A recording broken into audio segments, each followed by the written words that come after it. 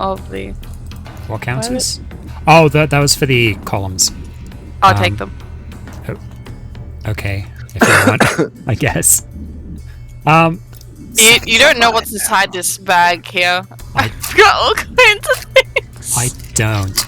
Anyway. You got 12 inside that bag. Where we last left off. You Chris, guys... you wanna see what's inside? Wait. You guys have been at the Adventurers Guild HQ. You were just kind of figuring stuff out as Malari, the new head of the Adventurers Guild, reminiscing about the previous head of the Adventurers Guild and also planning your first steps.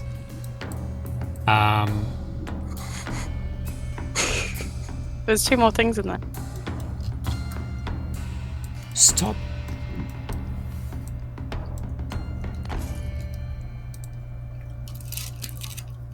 It's mine. No, that's mine! No, it's not. I stole it ages ago! Yeah, well... Don't. I need it. Was the fog button? It's the fog button. I stole the fog button, like, I don't know, 8 sessions ago?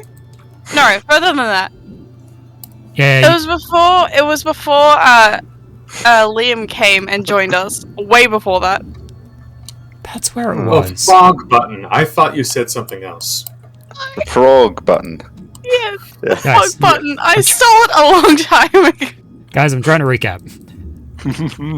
I apologize. Sorry, go ahead. Based on your knowledge that Lenia was in charge of Project B and it was located somewhere within Fenmore, you went to the capital city of Fenmore, Moran, and basically as soon as you stepped out of the Adventurers Guild in Moran, you were, let's say, accosted by an individual, a member of the Shadow Council, and whisked off to the massive ziggurat that acted as the Moran Empress's palace. Inside, not good things happened. There were attempted assassinations and kidnappings. None of it went according to the assassin and kidnapper's plans, and it led to the death of said member of the Shadow Council. So, all good things, I presume. Well, in our defense, we didn't kill that guy. That is true. You didn't directly kill that guy. He just met his grisly end at the... I was going to say hand, but at the head of the Moran. The Moranissa Empress. Yeah. So you guys exited the ziggurat and met up with Lenia, who is taking you over to the secretive location of Project B. So do I get any more love letters from Lenia? No, because Lenia is right here with you. Oh. But it's not actually Josh. Josh won't actually jump into the call and say something. He's bastard. Well, Why is it changed again? Yeah, look. Message Josh and tell him to write you a letter as Lenia. Yeah, do that. So, right now Lenia is leading the group of you through the streets of Moran, the capital city. It seems like she's leading you right to the outskirts of the city itself. Far off you can see a fairly low-lying ziggurat, a smallish one. Or perhaps the tip of a ziggurat that is just coming out of the ground. It's hard to see past the swamp and bog.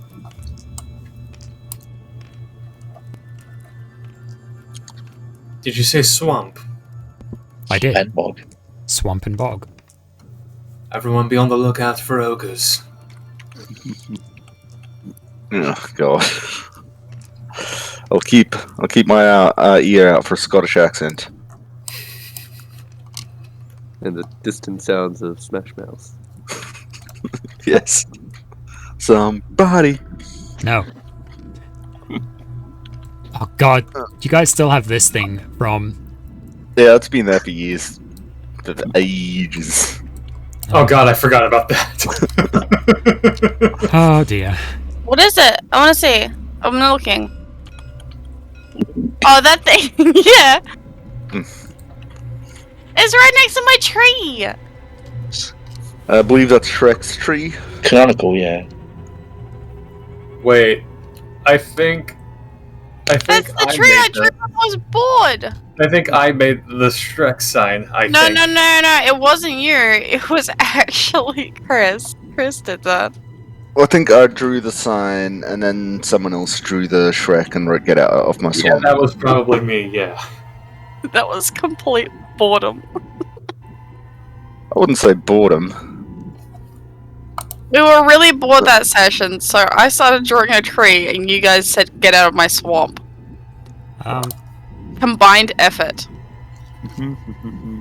So as you guys walk through the streets of Fenmore, Yes. Anyway. what are you doing? Where do we meet Lenia? Lenia met you right outside the ziggurat. Alright. And she's just- Basically, as you guys were escorted out of the ziggurat after the meeting with the Empress, the very brief meeting with the Empress, Lenia was there waiting for you. and she's taking us to Project B at the moment. Yeah. Yep. Yeah. Yeah. Well, let's probably not deviate. No time to explore these places. Yeah. Plus, it's probably not a good idea to look people in the eye. Yeah. Keep to ourselves. Probably very. It is very disrespectful. I mean, I want to explore, but we're kind of busy right now. Business. You can first. you can Especially- explore in your own time. Malari, In your spare time. Malari, do me a favor and make sure I don't get stabbed, please. You'll probably be staying near me anyway. That's probably best. Then I just kind of make sure I'll walk up real close beside you. You walk up close inside me. What? No. Beside you. Whoa, whoa! We can save that stuff for the bedroom later. Yes.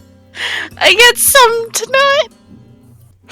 Private side session. So as you're No, that's- walking through the streets of Fenmore, Jesus. Lenia will kind of shout back from over her shoulder. So, Malari, heard you're the head of the Adventurers Guild now. Yeah. That was unexpected. That means I get a promotion, right? Yep. That's what happens when you're my only rival from childhood. Huh? Wait, you're promoting your rival? Of course. We've been friends, but rivals, since we were children. Oh, well, I look forward to it. Does it come with a pay rise as well? Most likely. Oh, You're getting paid. You get Excuse an me. Extra poke slot. Gold's pretty good when you're living in this section. You haven't been paid in months. Yeah. Wait, you guys get don't you get paid by the job? You guys have a salary? Yeah, Yeah. but we used quite a lot of it. Remember, I used a lot of it for your wings. That was like pirate money. That was like piracy money. Wait, what's this about piracy? Yeah. yes. Pirates. Yes. That is your answer. I'm very confused. It's a long story. You might have to tell it to me another time, because I think we're busy right now. But I am interested to hear it. But for now, Lenia, Project B. Oh, yes. Perhaps it's not best if you say anything out loud about it. Prying ears and Trouble. such. Information is one of our country's greatest resources, after all. It is. It's always pretty good.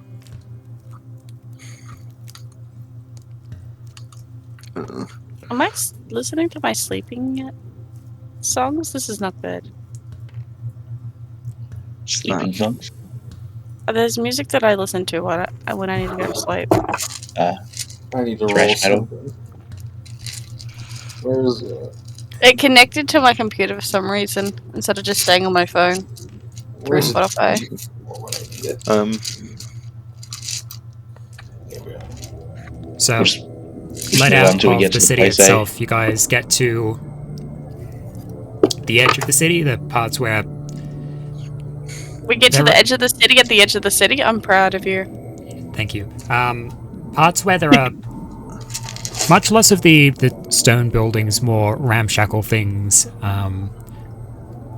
It's notable in the fact that you remember you've been to this place before. It's one of the main staging grounds for the Svärmfa coalition within Fenmore. You guys have headed basically in the opposite direction to where the camp, the Svärmfa coalition forces camp, is set up.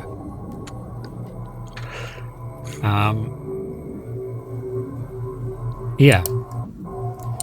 So you've reached that location of the city, and immediately Lenia pulls something out of a bag of holding. It appears to be a lantern of some kind, and as she plays around with it, it doesn't light with fire or any kind of natural source. It just begins glowing softly, not enough to provide light, or substantial light in a nighttime environment or something like that. More of a soft glow. And she begins moving through the swamp.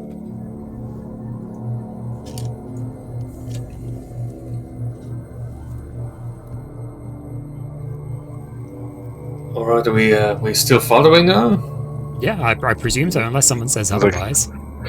Like, Stop dead in the stream. You can stay here if you want, but I think she knows where we're going. Yeah, she's the one who Me? stepped forward. I know. And everyone else She always has. knows where she's going.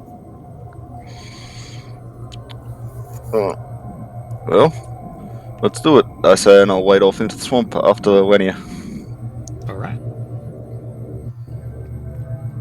How closely are you guys sticking to Lenia here? Get normal, like walking crowd distance. Pretty close, yeah. Yeah, I suppose Yeah. at least like a couple of feet behind her. Oh, well, now the fact that we're out of like people's views, I probably went right next to her, and like, you know how some people they like loop arms. I probably looped arms with her, just like, but still the old times. Yeah, Lenia will loop arms with you. She'll just chuckle and smile and say, "Oh, getting this close to the head of the Adventurers Guild already." Ugh. I miss your playfulness.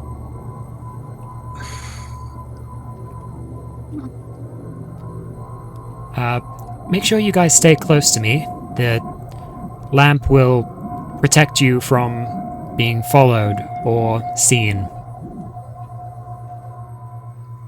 Is that a problem? Well, Probably a good idea. we wouldn't want anyone finding the location of our... No, I suppose not. I'll step in a little closer. I would try to loop my arms, but I think my arms come to the guy's heads, so... Okay. It's fair. Beatrix is hesitant to follow, but she kind of... she'll gather up her dress and hesitantly wade through the swamp with you guys. Oh, so is it like mud and shit that we're wading through? It's not like The water is like greeny brown. It is. It's like looking through mud, basically. Oh, fun.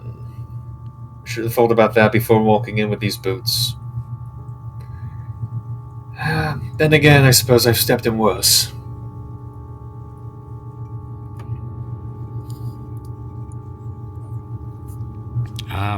It takes you a little while going through the swamp, but during that time, you kind of realize how odd it is.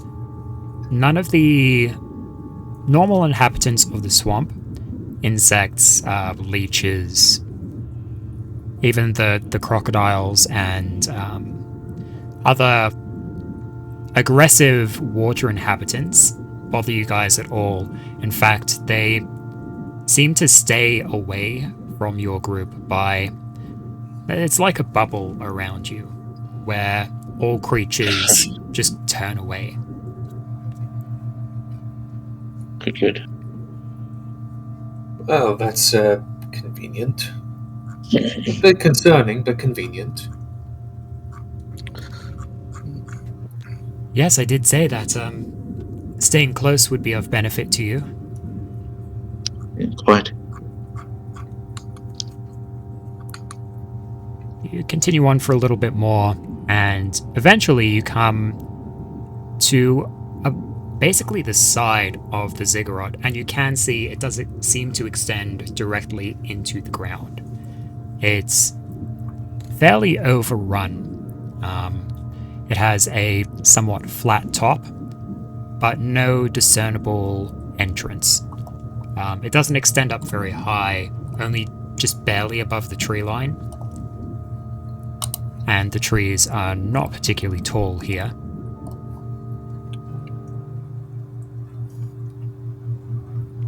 But as you're getting up to it, Lenia just continues walking forward.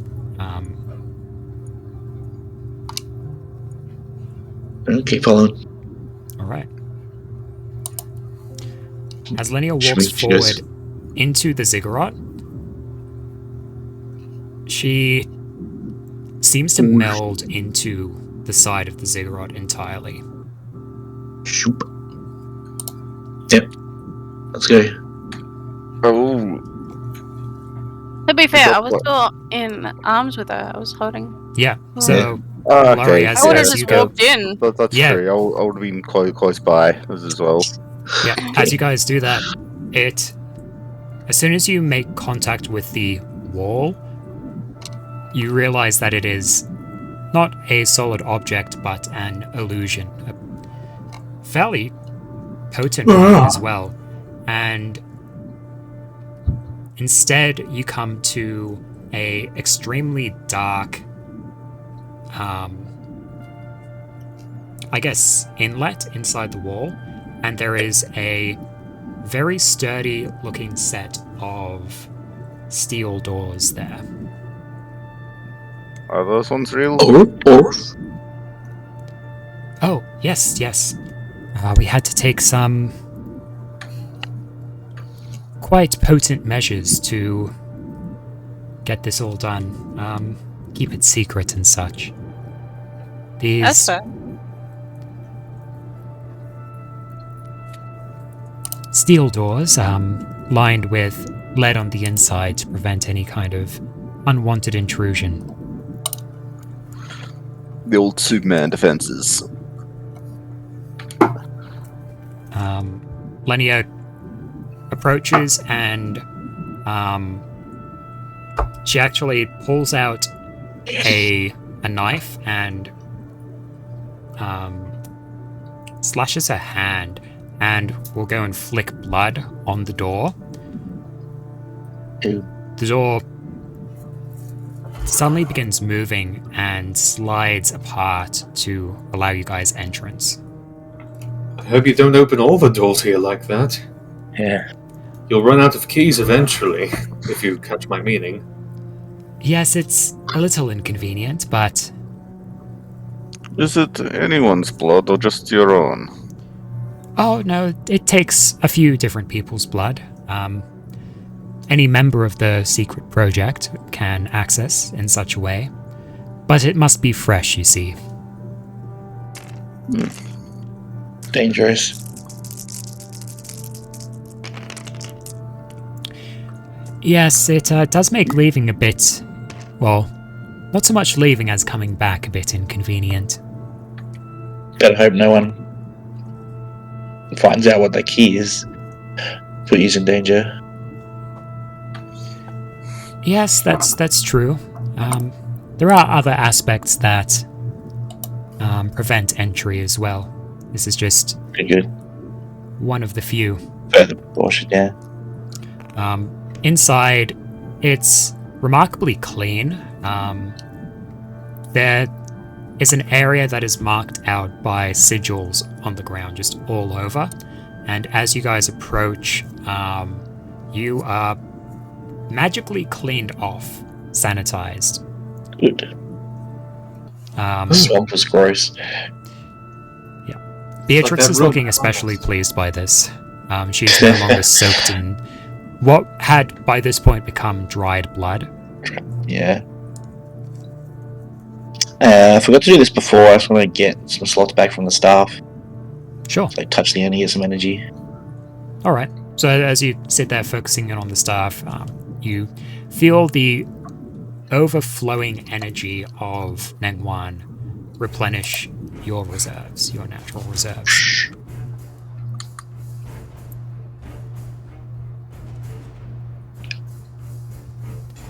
Walking in, the magical torch sconces and cleanliness of the area is a nice contrast to outside. It's even different to the other ziggurat that you guys were in previously, the massive ziggurat that was the Empress's palace. It seems an entirely different style, really. There appears to be a cage. Basically, it's a small room and a cage in the center, with ropes and pulleys.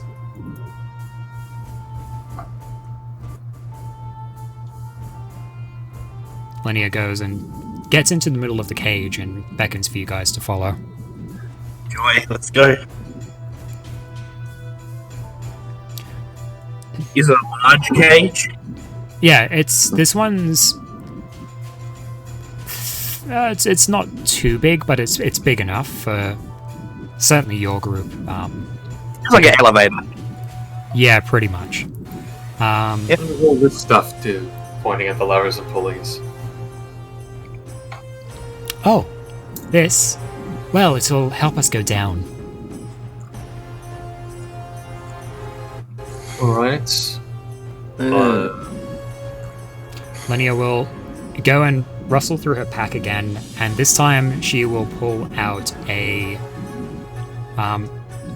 what appears to be a gemstone, a large gemstone with runes carved into it, and hover it over a section of the cage, which has a similar gemstone with runes in it. Gems react together, and immediately the cage begins moving down. Oh god, what? Oh, okay, that's how. Okay, sorry. Yes, it's quite an unusual contraption. A combination of Draken ingenuity and a bit of magic to keep the access relatively secure.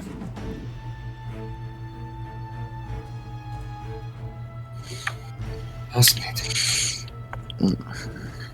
How long does it go down for? How far? Oh. How high up are we? Oh, we were only at the tip of the ziggurat. Much of it has been retrofitted and refurnished down below to make room for Project B. This isn't the only entrance, though. There are a few others.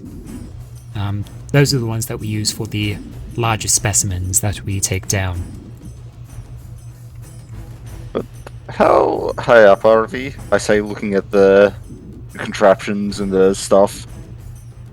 High up? Oh no, we're going underground at the moment. Oh. Okay. Well, Lethier is clearly uncomfortable being in the elevator. She doesn't like it in there. No, it's- moving and she's just trying to kind of stand in the middle of the elevator without moving very much.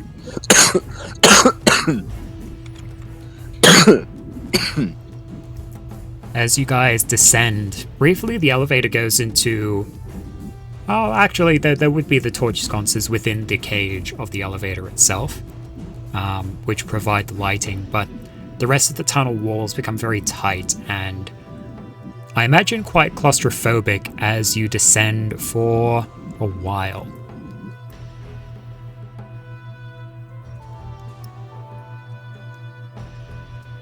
Eventually, the cage comes to rest at the bottom, and Lenia's like, well, that wasn't so bad, was it? I suppose it's something you get used to. I'd say, but I'm clearly very relieved to not be on the elevator anymore. Yes, it does take a bit of getting used to. To be fair, I think it kind of reminds me of like what we used to have to do when we were younger, Linnea. Oh? How so? Oh, the times we would get in trouble and get put into a small box. What kind of... Yes, you always were such a troublemaker, roping me into these things. Yes. Felix slowly covers his ears. What's wrong, Felix? Nothing at all. La la la la la. Beatrix will elbow you in the side.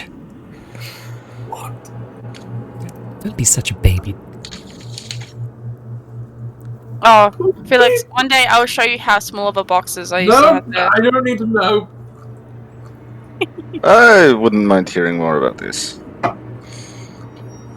Oh no, I'll just show you the small boxes that I got put into for being in trouble. One of you used to escape it. They'd put extra things on my box so I couldn't get out. It's not fair. You still managed to find ways out, though. You and I had very different childhoods, I'm thinking. Oh yeah, I grew up here. Yes, your personality is starting to become a little more understandable. Life at an espionage academy can be quite unusual. To say the least. Well, anyway, I suppose I should introduce the team to the new head of the Adventurers Guild. And Lenia walks forward to another closed steel door. Presume it's incredibly similar to the one that you first entered through. This time, Lenia goes and she walks up, and kind of these runes along the frame of the door light up. Lenia goes and takes out her Adventurers Guild card, and after a brief moment, the runes stop glowing and the doors slide open once again. This time you guys are met with a fairly open room, a large open room. There are multiple doorways at the sides, and you can see all kinds of resources around. There are lots of Svärmfa bodies, massive ones. You can see a couple of brood mothers, types of Svärmfa that you guys hadn't encountered before. There's even half a corpse of a dragon Svärmfa lying there, as well as what would presumably be researchers of all kinds. There's pretty much every kind of race, or it really takes all types within this research center.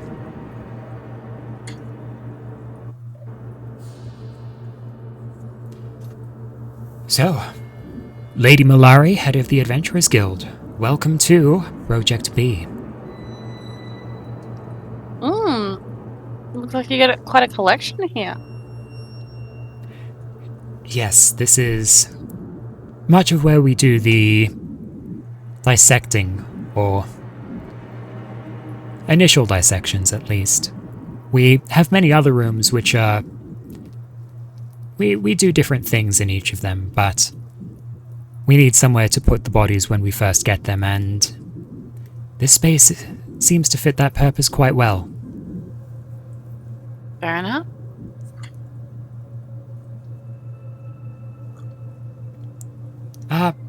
Lenia clears her throat for a moment. Everyone, this is Lady Malari, the new head of the Adventurers Guild. Some of the workers look up, and some of them just like give a wave and then continue back to what they were doing.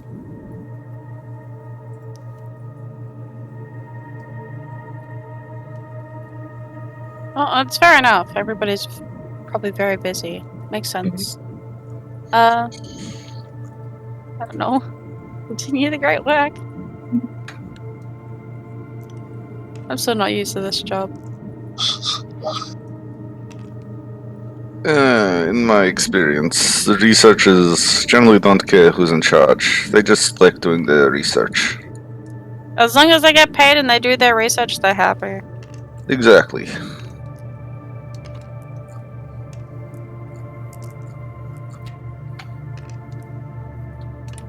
Speaking of payment, you now have access to the funds for the Adventurers Guild. Yep. No, nothing about it, but yep. Surely you could increase our budget a little. I'll have to, when I get back to the Adventurers Guild, I'll have to have a look at it. And then I will send you a message, to tell you, when that happens. Well, perhaps if you look around a bit more, you'll, that'll help you decide on how much funds we should receive. How much do you need, Lenia? As much as possible would be excellent. What do you need the funds for? Research. Research costs money. We'll have to talk to the Furbolg. I'm sure he knows more about the budgeting issues than we do. Well, not... Yeah. There But- aren't but many show us- that even Show us know... what you're lacking. What was that? Show us what you're lacking. Ah, excellent. Lenia leads you through the room. All kinds of adventurers going, researchers. Primarily part of the Adventurers Guild, but not necessarily the case. And they're hard at work. They're tearing apart Svärmfa. You see lots of these semi-solid, I guess bits of what appear to be flesh or bone or some kind of organic material. Lenia, have you ever seen a human-like Svärmfa before?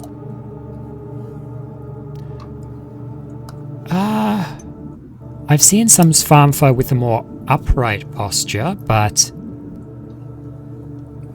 This one, 2 legs, 4 arms. yeah.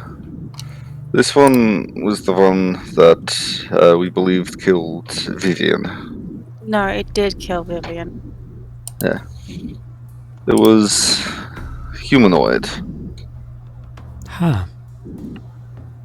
That seems unusual. I wonder what kind of adaptations it would have to kill Vivi. It was It- golden plated. It fell through the portal after the corpse of the balance pillar. No, sorry, the time pillar from Zytel. So it looked like it had adaptations in line with Zytel itself. Time powers, golden plates. Quite an issue. That's concerning Power- to say the least. Powerful enough to kill Vivian.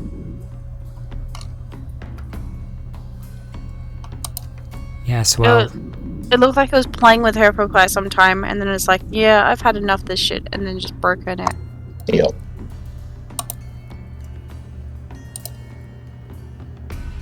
Lenia just stands there for a little bit.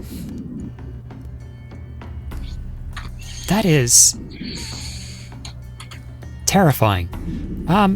How do you think I feel? The new leader of the Adventurers Guild.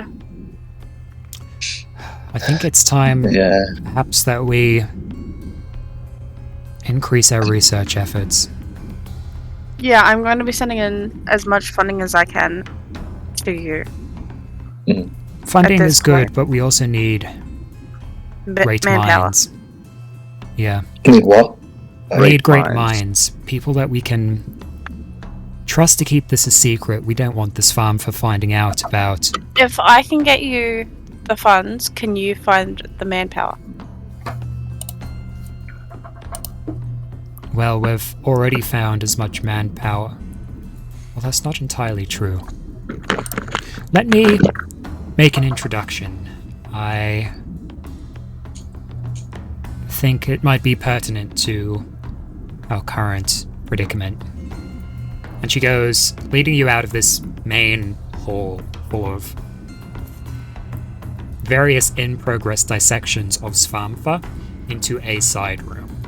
This room is much smaller. It looks like a more dedicated research lab. There are various scientific contraptions, glassware all about bubbling liquids, the whole shebang. Ooh. Stop making it rain.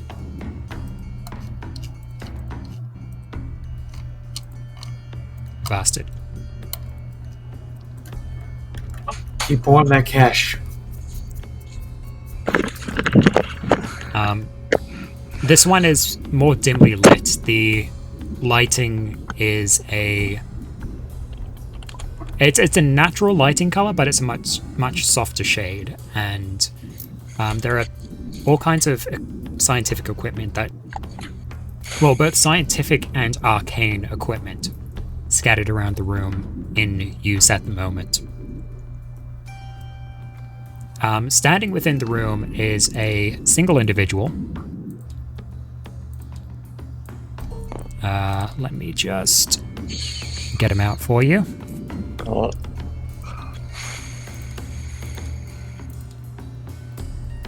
Get him out. We just got here. yeah. Get him out. Is it PR? Whoa. Yeah. That's not what I He's wanted. purple. Purple. He's purple. Who's that Oh, that's talking? Token. Boo. Pia! Sorry. Token? He's purple. What did you You expect? got a problem with Green. purple? No, it's just he was purple. You I want me to couldn't see plasma? any facial expression. It was just All, purple. all I Just saw blue. was Oh, right. the prettiest slime boy that I've ever seen. Sorry, I took the wrong image ages ago. It did kind of look like a himbo slime boy. Himbo slime boy. The hell.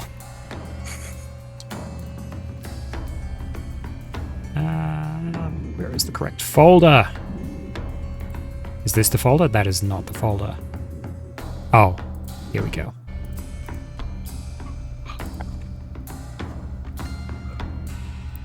Apologies. I should have prepared better.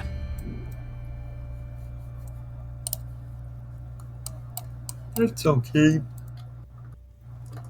There we go.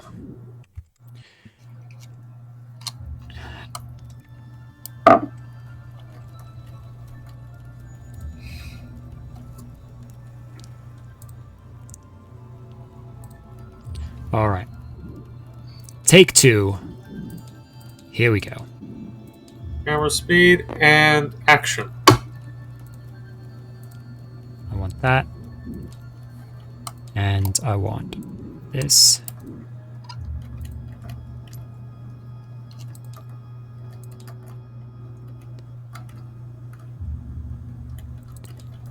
Sorry.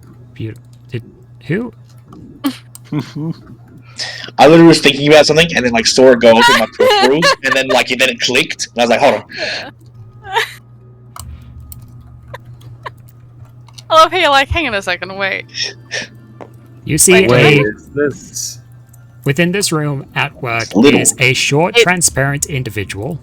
It's got no clothes on. You're right, they are totally unclothed. And First the cages and now this. they are at work with multiple limbs.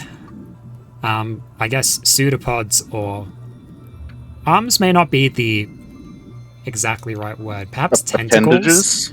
Appendages, thank you. Appendages at work. I only see a few limbs. Yeah, anyway, just multiple things at work. Working scientific equipment, drawing sigils in, like, on bits of parchment.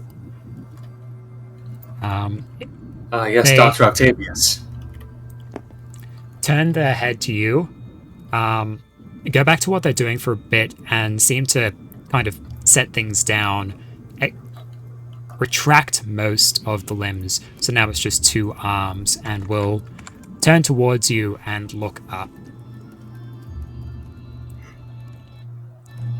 Lenia looks at this individual, says, "Oh, no, I'm looking for Creon. Is he around?" The slime individual will just nod and point to a back door.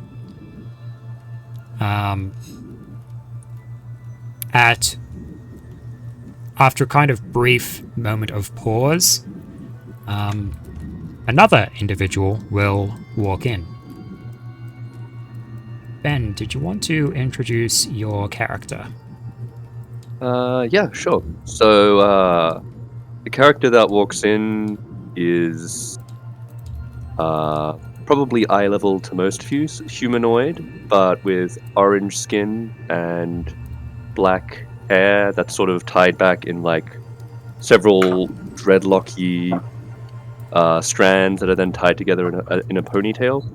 You see that he's very clearly a hobgoblin, yellow-eyed, wearing a breastplate, but otherwise quite unarmored for the most part. He has a bit of a cape that comes out behind him, and he holds a staff that notably seems to have some kind of like diamond. You said your skin is orange, but it looks red.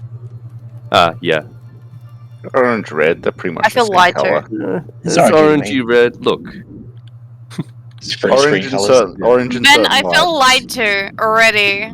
I think it should. nothing I but think it should deception monitor. here. Boom.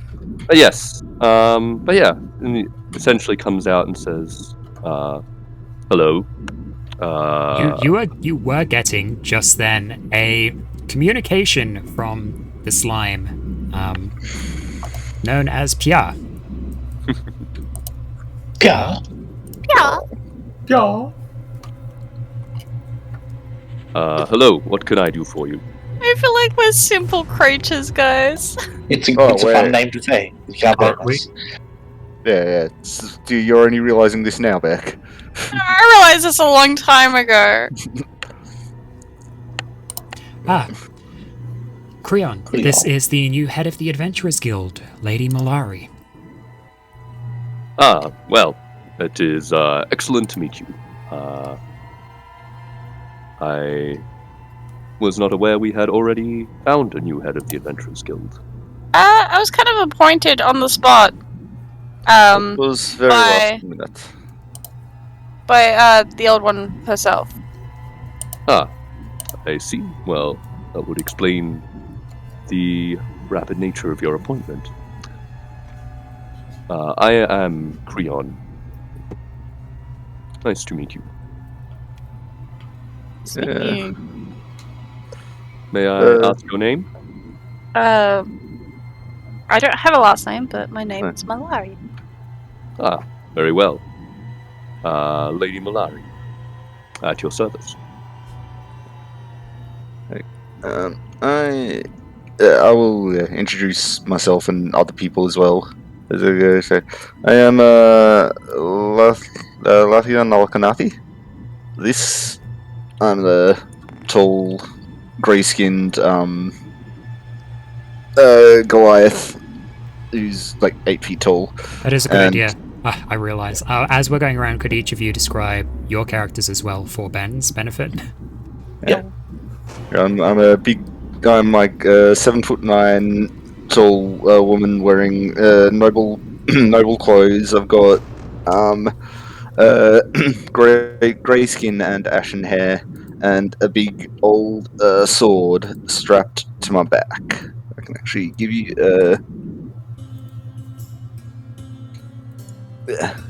I'll put in the chat the picture that I found that I made the character from. If it will actually work. It will not.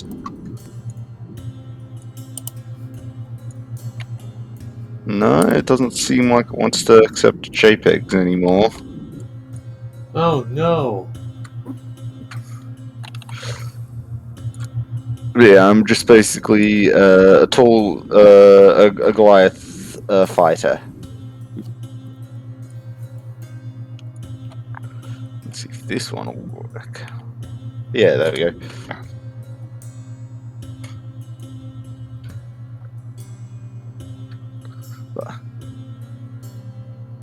Yeah, Ah, nice. and she introduces herself as Lathia Skyblessed Nalakanati. Do you have a preference? Would you prefer to be called by your first or your last name? Lathia or Commander Skyblessed will do. Very well.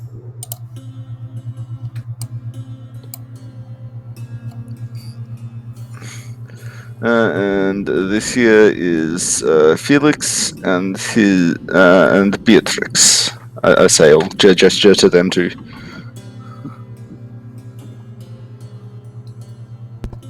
They can say what Yeah. they like. Felix, you go first. I can see him transmitting, but I can't hear him. Yes, hello. Okay. Hello. Hello. Hello, is this thing on? I can't Yes. hear you. Okay. Felix will say, yes, Felix Greycastle, pleasure to meet your acquaintance. And you see stepping forward a teal-skinned tiefling wearing a cloak over his head, boots, a spear over his shoulder, and strapped to his side a firearm. A pistol, specifically. Pleasure to make your acquaintance. Damn, it looks like a Mick's little hand and Ben's hand was touching. Looks like they were holding hands for a bit there. As you do. Beatrix will. She's half. She's moving very slowly and deliberately. She is a woman wearing a fairly revealing red dress. She has lots of jewelry on. At her side is a sheathed long sword, and she has this long flowing black hair. Over her skin is quite pale, and in some of the parts of the revealed flesh around her you can see deep scars, particularly over the upper legs and on her body. And she is just staring at Creon, and she'll just nod slowly.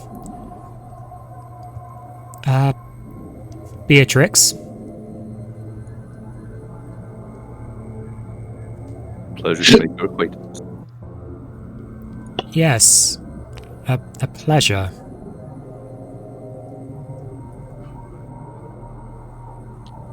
Beatrix a hobgoblin racist. Beatrix is from the Pirate Isles. That's fair. Yeah. So yes. I'm Gabriel. You can call me Gabe. I'll step up. So I got fair-skinned human. Got like ash blonde hair. You can see under his like I've got these white and gold-trimmed white robes, but underneath you can see he's wearing like armor, like a shield strapped to my back. He's got like pretty sharp features, but you can see at this point he looks like pretty weathered and tired. He's got like a lot of leather, little like accessories, like wristbands that seems like handmade leather, and like a leather band that holds like a sunburst pendant, like a lot of sun iconography. Yeah, it's not Photography? iconography.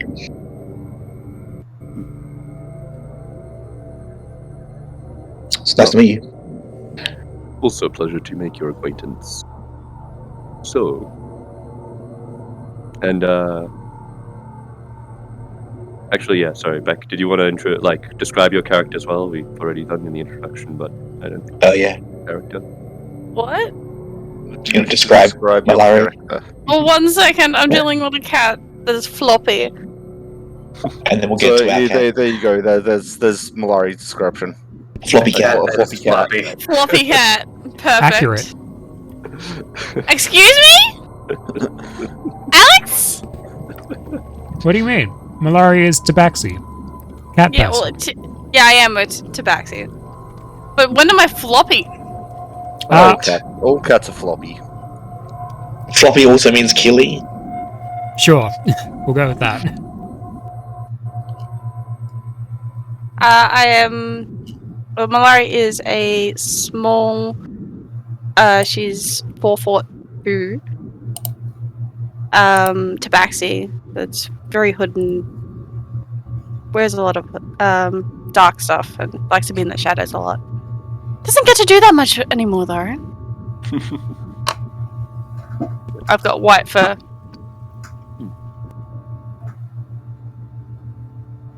I think I still have the picture too. Would I reference her off? I have both of them. I'm good. Nice. There you go. Excellent. Okay, cool. She's so cute in her chibi version.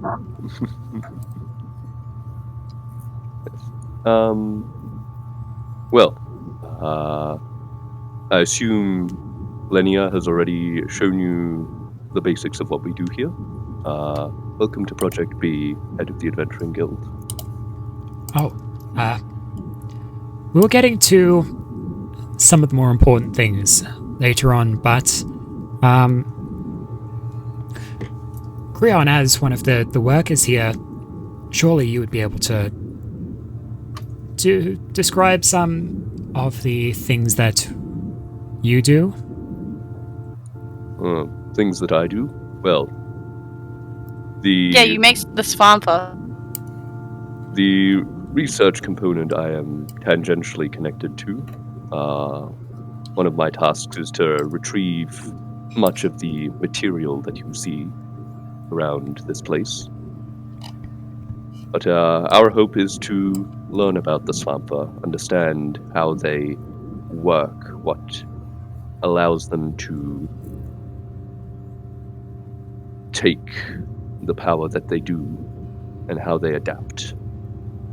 And ideally find a way to stop that. Have you made any strides in this department? Have you made any discoveries of note? Research, as always, is slow and difficult. It can You would be know about the Svärmfa organs in particular. Indeed. Okay. I wasn't aware that was another thing. Indeed. Lenia, do you have a teleportation circle down here?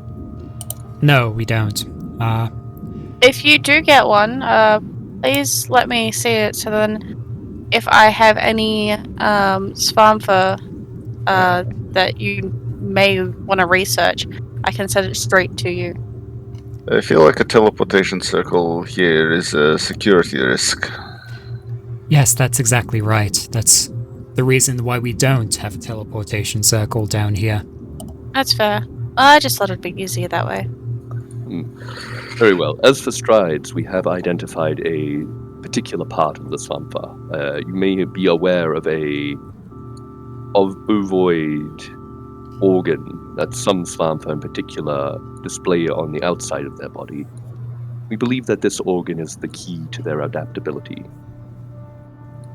So we're just gonna stab that organ? You can stab it, I'm sure it would hurt. But I believe that it is more the source of their ability to absorb other power. It in and of itself doesn't seem to be a weak point any more than any other aspect of the body, but If we were to remove this organ from them, though, would that interrupt the adaptability?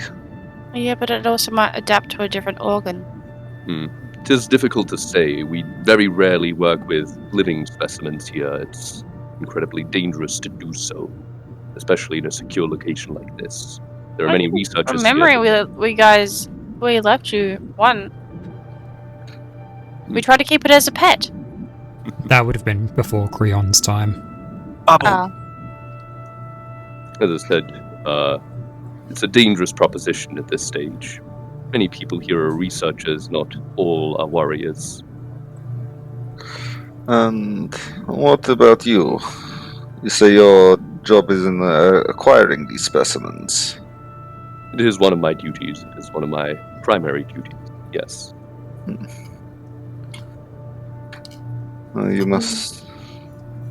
Well you then, said- did you want to come out for some field research? I was going to presumably do so anyway, but I am more than happy to accompany the head of the Adventurers Guild if necessary. Linnea will interrupt there. Well, Creon, we do need more manpower within the research divisions. I see. Could we talk about your master again? If the head of the Adventuring Guild wishes to see her, I can certainly organize this. Who's your master? My master is a quite powerful magic user by the name of Aoife. She was an old acquaintance of the former head, in fact. Ben, every time you talk, your cursor moves. Your What voice is with that? Your voice is so deep that it rumbles the table. Yeah, it rumbles the table and makes your cursor move. Should we all do that then? Hello. Not like that. Puppeteer token. It's like on I Jurassic feel like I Park did get when the distracted T-Rex is way too coming. easily. You do.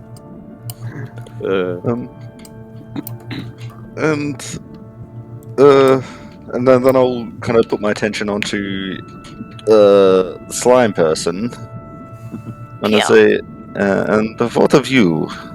We were told by Vivian to come seek you out. What can I tell about the slime person? Like, how old? Like, don't know anything about slime people anatomy? Roll history! Oh god.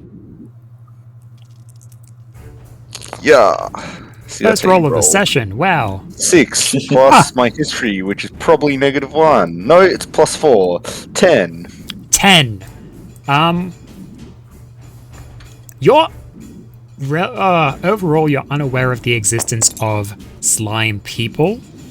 That's a better roll. Who rolled that, though? Me. Oh. Are you trying to figure out what you know about slime people? I can roll if you want me to.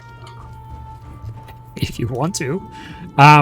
Lathia, what you know about slime people, as you call them, is next to nothing aside from the fact that there are rumors that they exist. You might have even seen, like, one around, but that would have been such an oddity that you wouldn't have. Like, the knowledge and actually seeing one is so rare that you're just. Yeah. Well, not. I'm kind of doing the thing where I'm like staring a little bit, but then I realize I'm staring, so I'm trying not to stare, and it's Yep. getting a little bit awkward. It's like, So what what is 17, Alex? 17 for history. Okay, that's a bit better. So, Lathia, as you're staring at Pia, the slime person, they are this transparent pink, and they have this darker purple, almost blue highlights to them. The only real discernible facial features that they have are eyes, which are quite obviously different. But aside from the fact that they are short and transparent, there's nothing to indicate, gender or anything like that. There are no visible sex organs, so you're completely clueless in that regard. Malari, you're quite a bit better with your knowledge of slime people. They're actually a relatively recent race within Trutinia.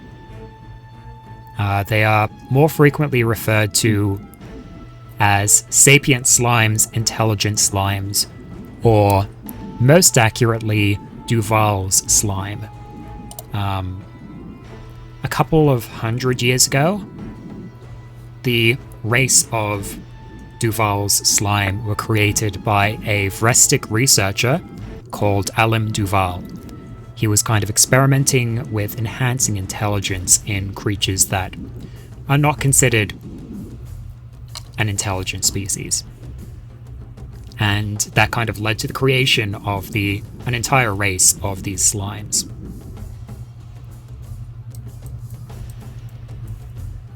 I'm still gonna. Gabriel still assumes it's an alien.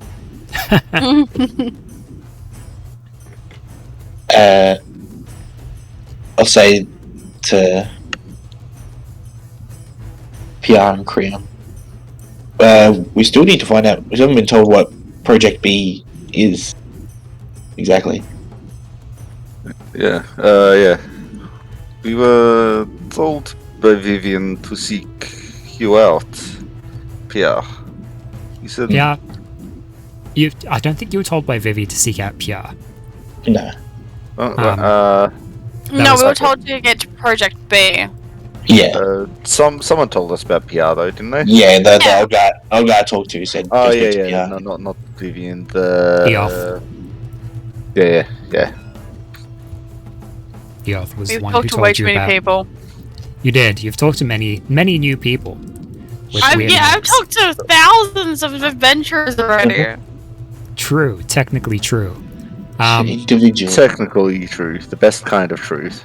Technically. Pia cocks their head to the side, and you guys all feel a presence kind of pushing against your mind. Whoa. Whoa. Dude.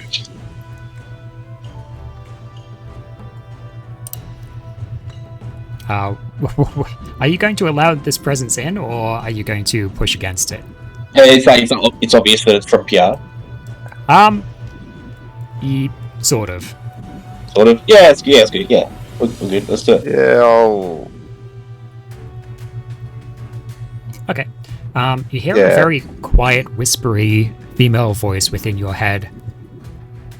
So, we're here to research the Svärmfa. We're trying to figure out what we can use their Svärmfa organ for. We want to try and weaponize the Svärmfa organs so that they adapt in some way and die off. And since they share their adaptations, it should kill off all of them. We're trying to figure out if we can use a disease or a virus or... Oh gosh. A ray firing device? we haven't been looking into ray firing devices. I feel like that's a bit single target. But if this weapon that we produce only affects Svärmfa organs and only affects Svärmfa, it should be able to effectively deal with the issue. The other aspect of Project B is how we can deliver it to the Svärmfa en masse. If we can wipe them all out in one go, then they won't have a chance to adapt to it. Maybe you could engineer some sort of fungal spores? I don't know. Okay. The small figure kind of perks up, and while still standing there, arms behind her back, a pseudopod extends out from her back and goes and grabs a quill and a bit of parchment and begins scribbling that down. Oh no, Felix. No, this is gonna be good. Trust me. Yeah, you've done it. You've fixed it. There's a few like intelligence Svärmfa. Oh, yeah, that I killed one of the We made it brain incinerate. boys. We One of- incinerated it, remember? We did? Okay. That seems like an oversight. We Actually, no, killed wait, the wait, one no, that no, had the- acid scarring on it. No, but I believe his when I killed it, its body shattered from frostbite sword. Well, technically, there's still, what, 2 more? This Super Saiyan. Yeah, there's 2 more. There's one that's... Okay, so I'm probably one of the only other people that it'd probably be after, apart from Gabriel, since we somehow made them brainy. The purple boys. Yeah. Yeah. Well, I think what we're trying to say is that we've killed one of these in the past. If we kill another one, would you like its body? I was more saying that I'm worried about them if they become privy to this plan. Like, say we start wiping out the Svärmfa with contagion, they might be able to cut it off or stop it from hitting them all at once, like you're saying. Yeah, they'll adapt to it. They're But smart. you need to think about it, because the fact that we don't know how long it takes them to adapt to something. You would actually need a living Svärmfa here to kind of experiment on it to figure it out. But Just- the bad thing is, if we get a breakout of Svärmfa here, the one that's adapted underground can help the other ones above adapt to everything else. The voice we in don't your know. mind is like, We don't know the radius. yes, that is some of the considerations that we've been making. It's Yeah, because quite we don't know the difficult. radius of them needing it to be close to see the adaptability. So you'd need at least 2 subjects for that.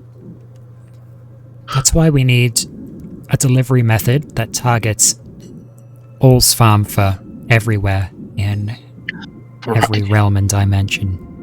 Well, I remember from one point somebody saw. Was it you, Felix, that saw into the Svärmfa dimension, or was it you, Gabriel?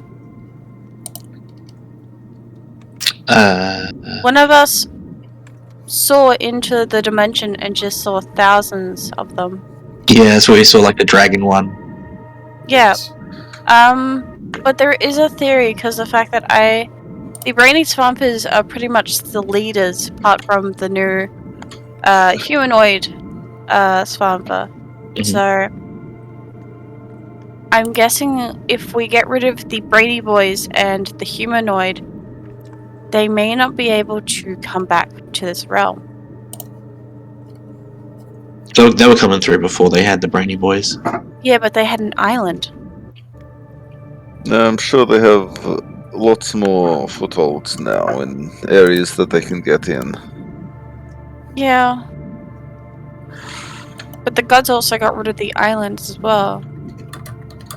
But we didn't even know how they got there in the first place. Indeed. Did somebody just open up Yeah. a portal to let them in? I'll turn to both Pia and Grunt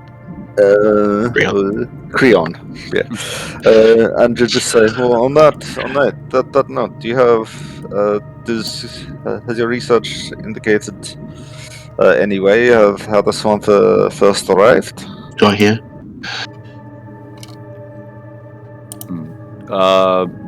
We have not had the means to determine such a thing. Planar travel is a complicated thing. It could have occurred for amongst the Svärmfa themselves, or perhaps some wanton fool found the dimension they reside in and let them through. I think the Although portal. the implications if that, of that is troubling. Yeah, if somebody opened up a portal or the dimension to the realm, it may still be open. Mm. If we can find out the location and cut them off, we may be able to stop them from coming through once we've cut off the extra bits. Yes. There were indications that the Svärmfa, before they attacked here in earnest, were already delving into hell, as it were. Other realms, yeah. So perhaps it was an extraplanar being that let them in. This is very difficult to... It's all postulation, of course. But We'd Sure. like to talk to some gods. Well, luckily, all the pillars are getting together. Maybe I can talk to them about it. Or the leaders and slash pillars. Every time Ningguan showed me anything, it was as much as like as he could show us, and I saw him like talking to the other champions when they're like time stuff with the Battle of Arkberg. But I think they're like kind of as perplexed as we are. Maybe there's another lesser god like mine that has just decided to cause havoc. But that's true. Like if it started in one of these hell realms, maybe your master knows more. I could probably try and contact him if I know how to do that.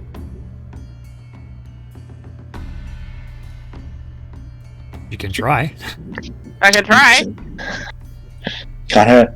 Well, I mean, well, I don't know. I get to go look at a very sexy figure. let's see what you have.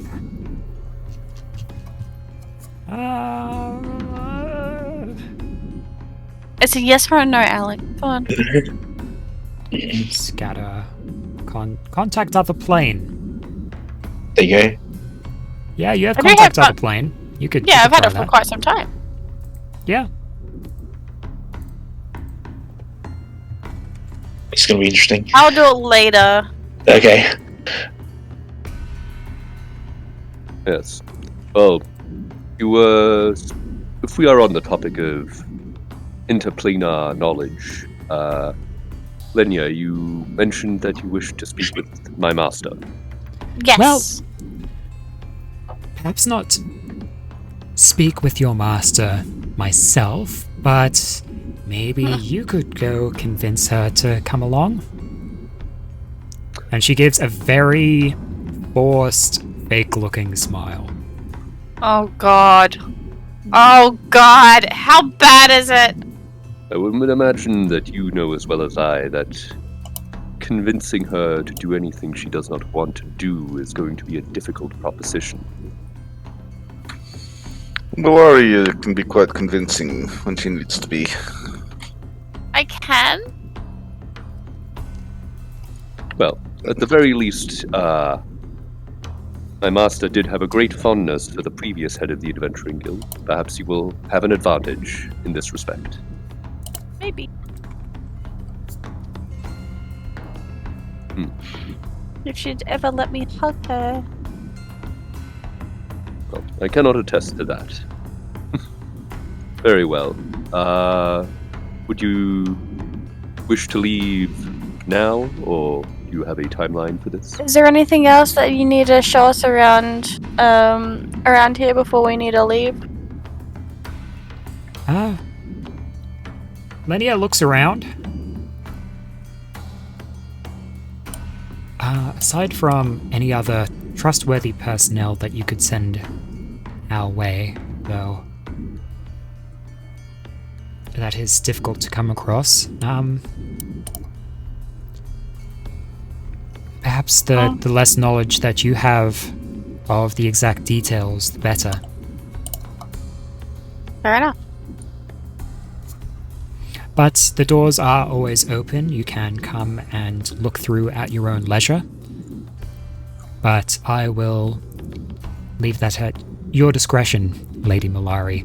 And she gives a smirk and bows slightly to you. It is very put on. You can tell right away. I don't like you calling me Lady Malari. It feels weird.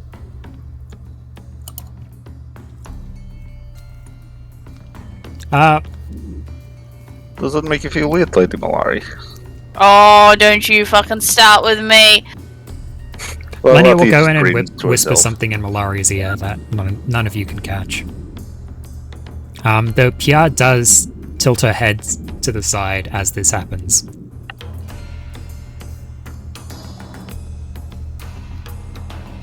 Yeah. Do I get to send a message?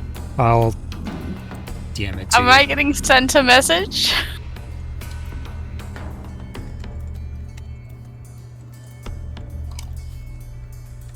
I'm waiting. You know what? I'll send it to you after because it'll be too much of a distraction now. Surprised you didn't have it ready ahead of time. No. I decided against writing it, sending it to you now. Remind me after session. Okay. That's if you're not too hungry. Oh no, I'm eating at the moment. Rude, you're not sharing? Yeah, I know. Yeah, what a bad DM. Brings snacks to the table, doesn't even offer people. Yeah, like what the hell? Sure, have a bite of my breakfast burger. Bring it over. What kind of Wow. breakfast burger is it? What's inside? Breakfast. Bacon, chorizo, cheese, egg, spicy chutney. Sounds like something you could get at my work. Probably.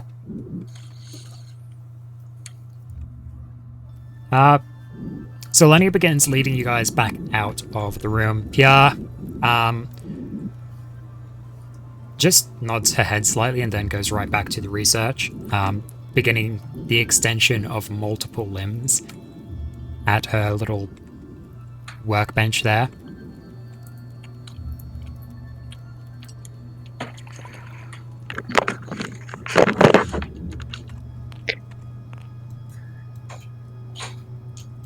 He didn't mute his microphone, Caleb. Go mute it. He's at his table. I was gonna say he's not here, but he is here. He is there. He always comes to your place for D&D. Yeah. He didn't mute his microphone though. It'll be fine. Any noise. He never likes to mute his microphone. I don't know if he knows how. What do you mean he doesn't know how? No, joke. Okay. What are you guys doing now? Well, Aside from being let out. I don't know. Anybody have any questions? So, Yeah, Chris, questions what's up about with you and not muting your microphone when you leave? I thought I did. Told Caleb to go mute it for you.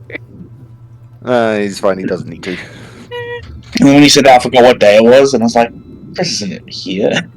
But it's D&D. How could he not be at your place? Anyway, what the questions about what? Just anything. Do you have any inquiries about anything as we're leaving? Anyone got a lead on the meaning of life? I don't know. Ask Goroth when you see him next. Mm. I was going to say, Creon is going to walk up next to Beatrix, and essentially stand sort of like as we're walking, stand like shoulder to shoulder, not like leaning, but like right next to her, and essentially say, She notices this and visibly like moves her head away. Like, what the hell are you Like doing here? leans. And yeah, like, she like leans back away. Yep. And she goes and links arms with Felix and like Felix. Beatrix has a higher strength score than you do.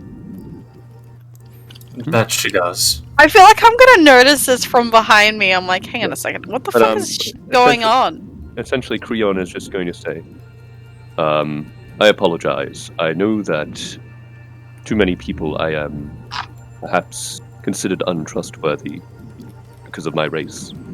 But I just wanted to assure you that I do not ask for your approval, but I wanted to tell you that as long as I serve the Adventurers Guild, I will be on your side. That is all.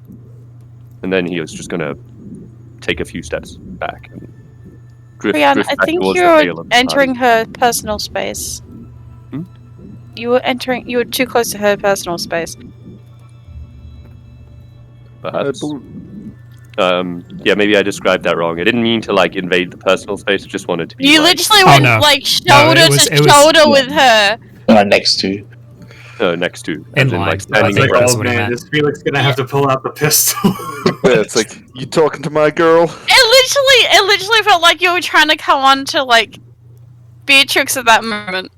No, It's like, Okay. seriously? Beatrix didn't In take it front like of that. Felix? No, and that was not the intent either. No. But It was like a nice wholesome moment. But regardless, If Beatrix Beatrix is like Right. clinging on to Felix's arm. As I was saying, Felix, Beatrix has a higher strength score than you by, I think, like Yep. a couple of points. She is squeezing your arm quite hard. You feel like it's going to pop out of your shoulder. Oh, alright, okay. Understand. He like pats her arm. It's okay, don't need to squeeze that hard. I've come across badly, haven't I, darling? I'm not. Beatrix, I'll take a hug. Oh, Malari, thank you. She'll go and squeeze your head and at you. Ah, yes, that's better. Thank you. Yeah, I was a little suspicious of the intent there as well at first. Listen, we all. Perhaps we've just misread signals. It's no harm done. Oh, no, I think he's quite right. That was an unfair reaction. There were... Yeah. Felix, you can be remarkably naive at times. Well, what's there to be naive about? Times? Listen, I understand. Red lives matter. I get it. I know. It was... Yeah, only Hopefully- at times? Yeah, good point. Beatrix, it's clear to me that you are at least somewhat a little bit afraid of this man. Oh, And just some memories that I had of a child. it is As a child. understandable. As a child, yes. Child. Yeah, it is understandable. But I genuinely believe that he does not mean you harm.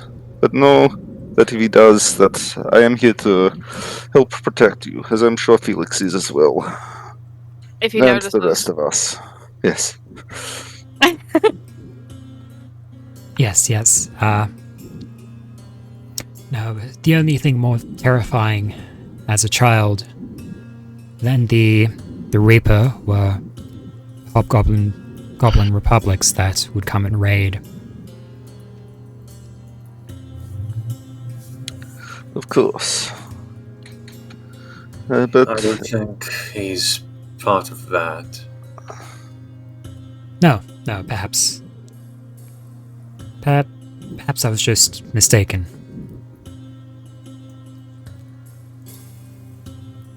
It'll be alright. An understandable response.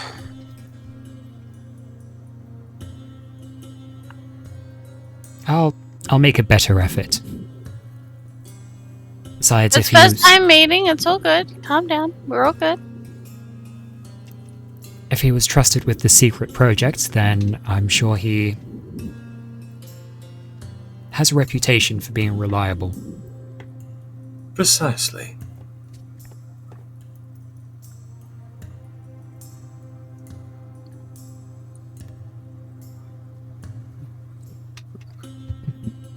Well, shall we get going then? So you guys basically go in the reverse way out. You head back through the dissection hall, through the doors, which once again need to be opened via Adventurers Guild card, back onto the elevator, and you guys, with one extra with you this time, begin heading up for quite a while. So, like, while we're there, Felix will just, like, tap the spear a little bit.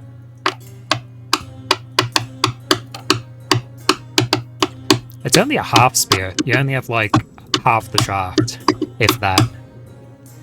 He's Still still tapping tappable, on it, though. like making a little beat. Okay, sure. It's Felix. He gets bored easily. I'm hoping this is going to be like the Teenage Mutant Ninja Turtles live action Yeah, I was movie. gonna, where I was, they I was just gonna start- say, like, after a minute of that, like, Lati would probably start tapping their toes in time. Just... God. So as you guys eventually get to the end of the elevator ride, you walk out, out of the ziggurat, back through the main entrance steel doors, through the dark inlet and outside of the illusionary terrain, and back into the swamp where Linnea has once again taken out the warding lantern. We didn't introduce Discord. He's here. Wait, yeah, why are we wading through the swamp? We've got some of us can fly. Some people. Because that's so much yeah, more what- conspicuous. Yeah, I gotta say. Would you like me to carry you, Felix? I can carry myself. Does anyone else need carrying is the thing. Good.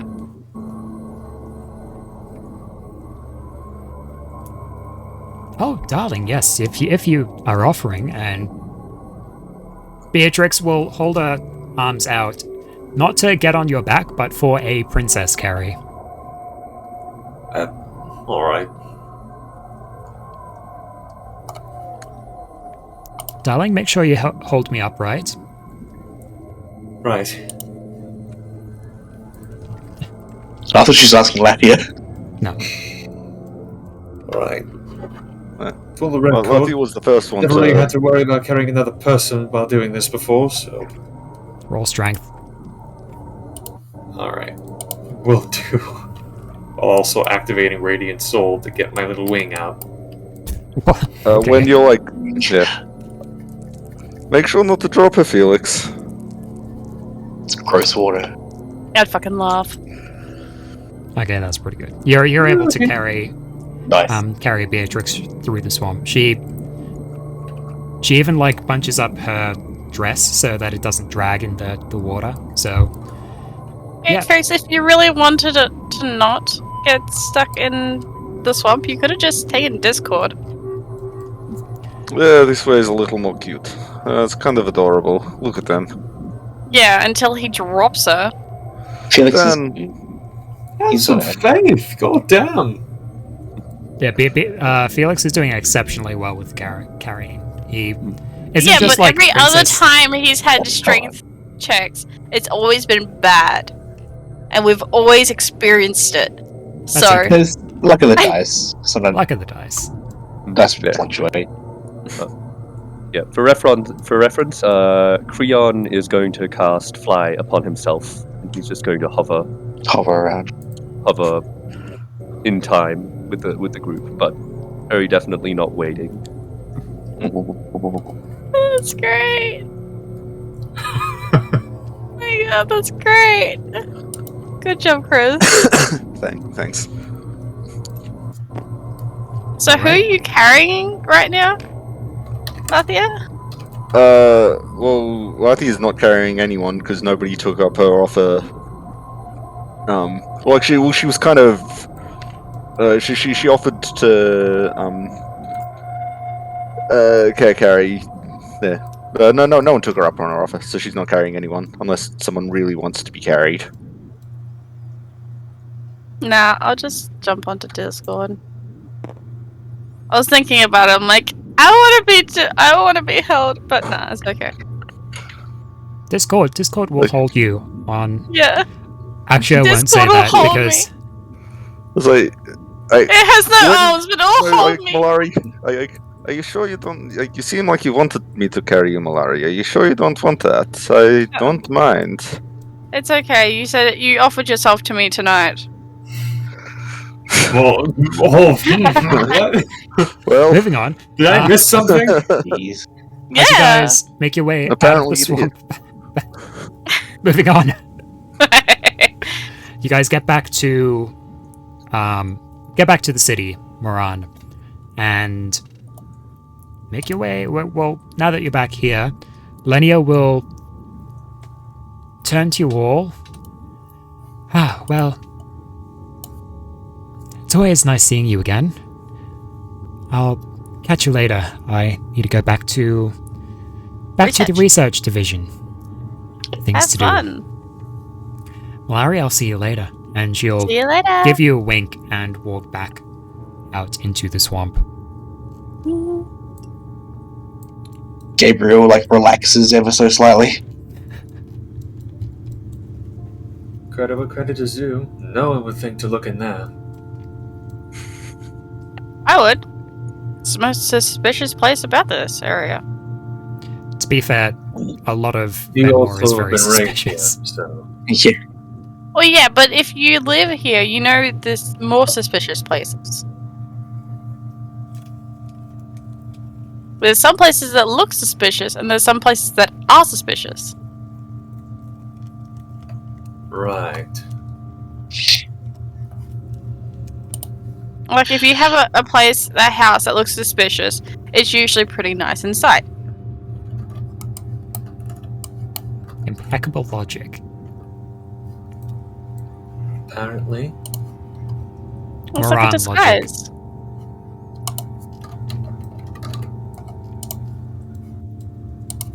It's a disguise for a house. Alright. Anywho, Don't you judge What? me. where to now? I guess we should go back to the Adventurers Guild for one. Because in a few days we still have to go back to the main Adventurers Guild, so then I have that meeting. Is there any places you guys want to explore while we're here? Do we go back to the Adventurers Guild and then everybody can go explore on their own? Well, Lenia did indicate that you perhaps wanted to speak to my master. That's true. I gotta talk to your master. So I'm sure Felix wants to explore though. I think we should all. Absolutely. I think He's we like- should all talk He's like a first. child in a candy store. Felix, we should get out of here. We get out of. Benmore. Well, I want to have a look around first. You want to see more swamp? No, not the swamp area. He's meaning just the city area. Yeah. Wait, the city wasn't a swamp as well? Mm. There are parts of it that are swampy. Yeah. Alright, guys, welcome to Swamp City. Hey, you like swamps? We got swamps all day. Come to Fenmore. We got so many swamps, we got swamps in our swamps. We should stick together. Where would you like to go, Felix? We can have a look around. Oh, Well, Lenia. Well, no, she's not here. Malari, you want to take us to the nice There we places? go. Yeah. You know of anywhere? Any touristy places here? To be fair, I never went to the city area. I'm not from the city area. Well, we can see it together. Let's have a look. Because I've lived here, yes, but I've been into the more sketchy places, the more fun places as a childhood in my Let's childhood. check out the main streets.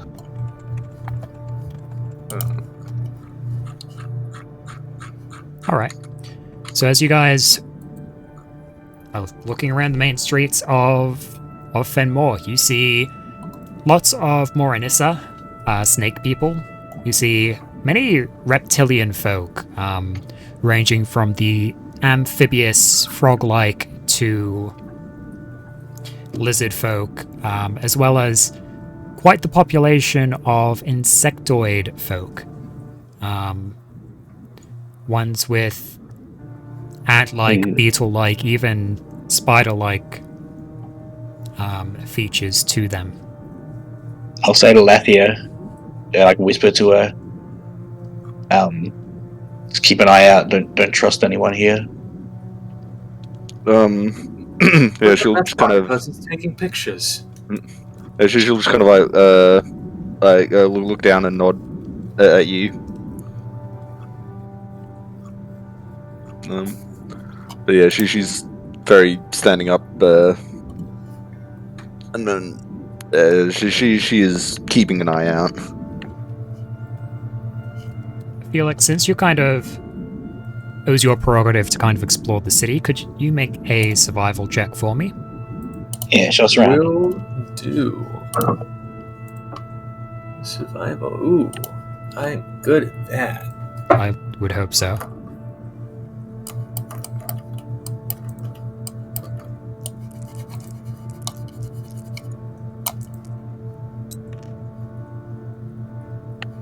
Okay, 17 plus 7. 24? 24. Yeah, that's pretty decent. As you make your way around, you quickly get a sense for the city. There are areas that you could tell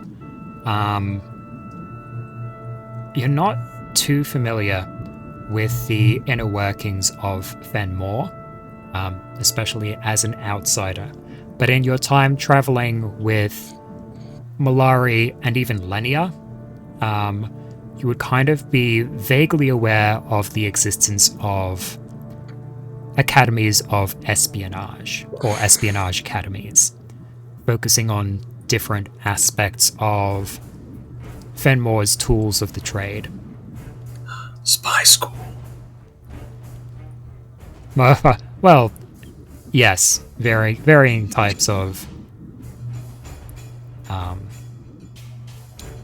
espionage adjacent activities or methods of implementing that. As you're walking around, you quickly get a sense for the areas that are best to avoid, so as not to come across either areas designated, or not necessarily designated, areas that would have an association to any of those espionage academies, or otherwise undesirable elements. So you find lots of places that are, well, to outsiders may still seem somewhat shady, lined with markets on the ground, unusual smells from all across the world, really.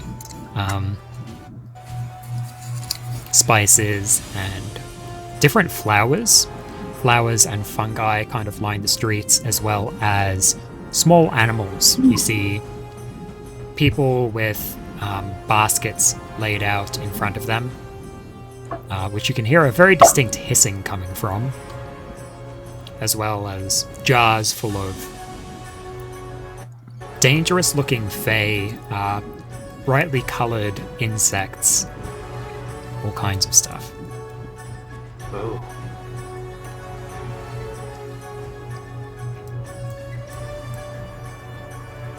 I smell those spices. Maybe there is a leading establishment, perhaps. Fenmo cuisine, why not? Just as long as there are not Fenmo drinks, I should be alright. Noted. Do you want to go see if you can find somewhere to eat? Yes, I'll follow my nose. Okay.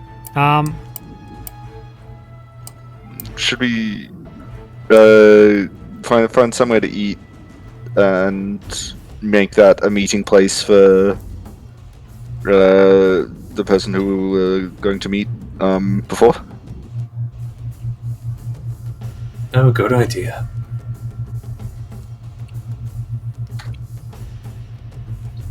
Okay. Roll perception. Which one of us?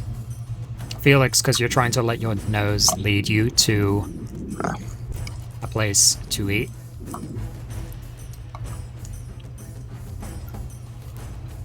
Okay, let's see. Perception +7. Okay, 17 total. Not bad. Pretty good. Okay. As you go around, you find what appears to be a combination between a butcher shop and a cafe, perhaps. It's being manned by a frog-like individual, a Manascatic, a frog person, basically. And they're chopping up various bits of meat. They look up and speaking to you in an uncommon but very croaky, complex-sounding series of squeaks and grumbles. What are they talking in? Sounds like Chewbacca. Sounds like a harmony of frogs, really. This would be... Well, I don't understand any of those languages. I don't understand what he just said. Aquan, I think. Yeah, I don't know that. Damn. I mean, I'm multilingual, but that's one that's not on my repertoire. Aquan or Primordial. I had that one. I had Primordial. There you go. Well, of Figured course you would know that. You lived here. No, I learned it when we were on the seas. Or before we left the seas. Oh. Convenient. I had a whole bunch of them. I did ask Alex that one time if I could learn a whole bunch of languages. And I said yes. It was helpful in the end. What is he saying? He's saying, welcome to my butchery. Are you here for something fresh or something cooked? Okay. I'm gonna relay it to Felix. Oh, something cooked. We're looking for something cooked, dear sir. He lets out another series of croaks, basically saying, it's quite alright, I can understand common, but it is difficult for me to speak. I'm glad you can translate. Oh, good. We have many types of meats available. Is there any that you had a particular appetite for? What's good here, Malari? Fish? You're a local?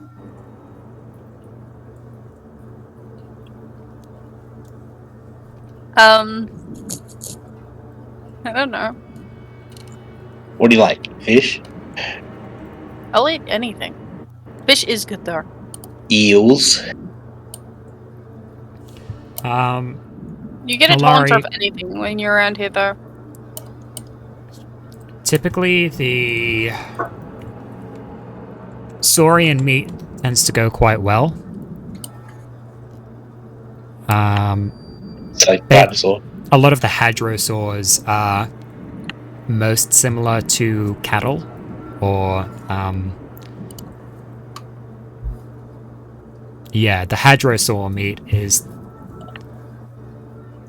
the plainest, I would say. Least unusual. I'll go for the hadrosaur. Yeah, make that too. I'm sure everybody would like to try some. What is Yeah, it? yes, so. Hadrosaur. It's food. The yeah, the Manus Katic will look appreciative of that and begin asking about if you had any particular cuts that you were most interested in. They have Hadrosaur crest is quite popular. It's a very soft, fatty cut. You could do flank. He is a butcher, so he's giving you basically all different parts of Hadrosaur anatomy. Bear ribs.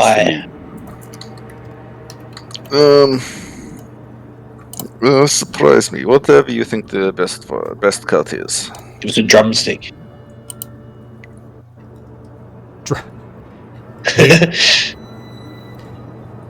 He looks at you, kind of puffs up a bit, and is like, an unusually large. You don't speak primordial, so you probably won't know this without Mari translating. But he is saying like, oh, that's an unusually large bit of meat for a human. But by all means. Well, are you going to relay that at all? Nope. Yep, figured. He comes back with some interesting bits. He has quite a few of the crests, which are... They have lots of quite sweet bits of meat surrounded by lots of fat and soft tissue.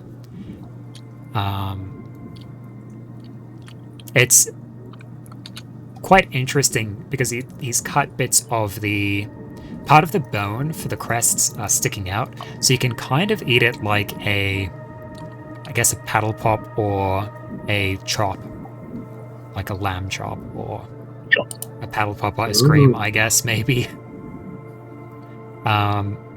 Sort of similar, yes. Gabriel, for you, he comes back with a drumstick cut, i.e. a leg of Hadrosaur.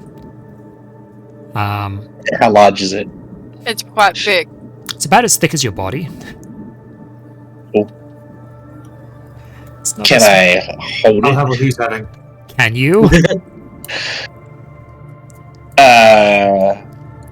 Sounds like 10. Felix wants a leg too. 10 straight? No. Well, me and Felix can just hold each end, we'll bite each side. Like, it's plenty. Are you gonna like Lady in the Tramp it? Oh my god. Lady and a Please. tramp, a leg of Hadrosaur. Jeez. Yeah, we can share, and you're like pseudo dragon, like just perch on top and eat some. There's plenty for everyone. I'll, Pseudo Dragon's not even here. Oh, thank He's you for around. reminding me about that. How do you think I feel? Mike hat's somewhere. somewhere. Technically true. But you have Discord. Ah yes, Discord, the great consumer of meat. Why do you If think it Discord stays in the somehow air? It gets needs to itself be- a mouth, I'd be scared. Broom of chaos.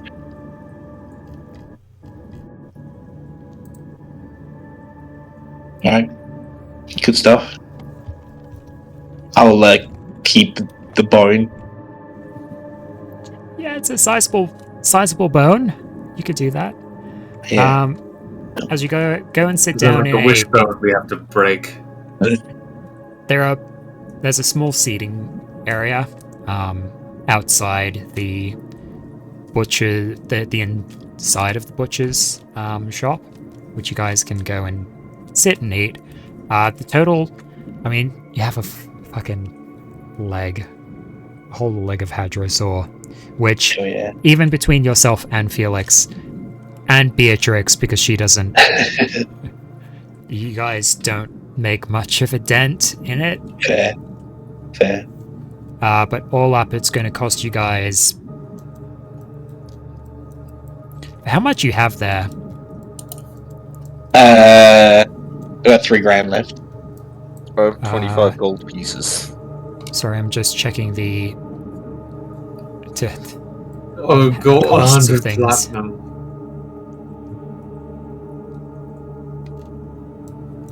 It'll probably set you back about 15 gold pieces all up. Okay. Pay for that. Oh yeah, this is good stuff. Good meat. Is it good meat? Yeah, it's fine. It's similar to a very. It is relatively similar to beef. It is obviously. It isn't too tough or gamey. Obviously, the butcher does a good job because it's pleasant to eat. Nothing terribly remarkable, though. It's not like you went for bloody raptor or T-Rex. The real connoisseur. Wait, I just realized something. Hadrosaurus. Are we eating a dinosaur right now? Oh Yes. yeah. Oh. Top of the food chain, baby. That is so badass. Takes another bite. So while you guys are sitting here eating dinosaur as you do,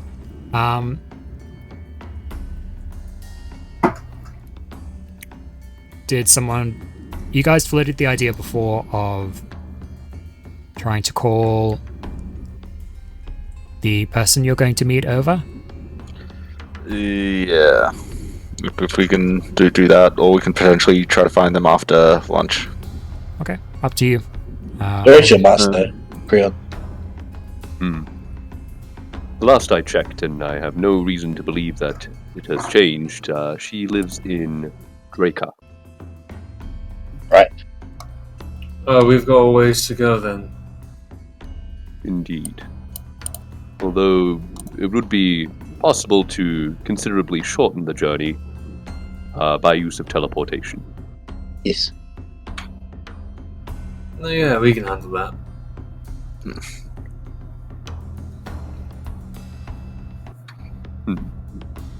And and Creon's going to go back to his food. And kind of contrary to his mostly refined air, he's just sort of like really digging into it. Like the protruding canines are like going in, ripping and tearing that meat real efficient. Like just that.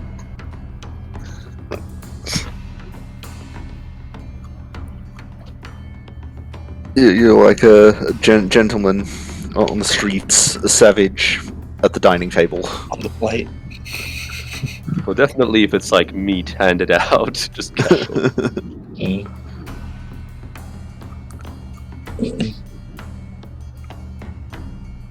Well, I hope. Have we left the vendors or no? I think we're done. Yeah. Yo, I think we're good. Felix says, getting up, stomach bloated. Fucking child. I was worth every cent. Beatrix, I feel sorry for you sometimes. I would be careful if you let him carry you a second time. He looks like he might be about to throw up. I don't think she'll allow him to do that. Well, yes. Are we going to leave all that meat there? It seems to be a waste. No, they might as well bring it with us. Okay. Do we have like a freezing spell, perhaps? We can freeze it and then reheat it later, perhaps. I'll fix it up. I'll just put the meat, just a whole meat stick, in my bag. As you do. Thank you. Typically, I only buy enough to last me the meal, but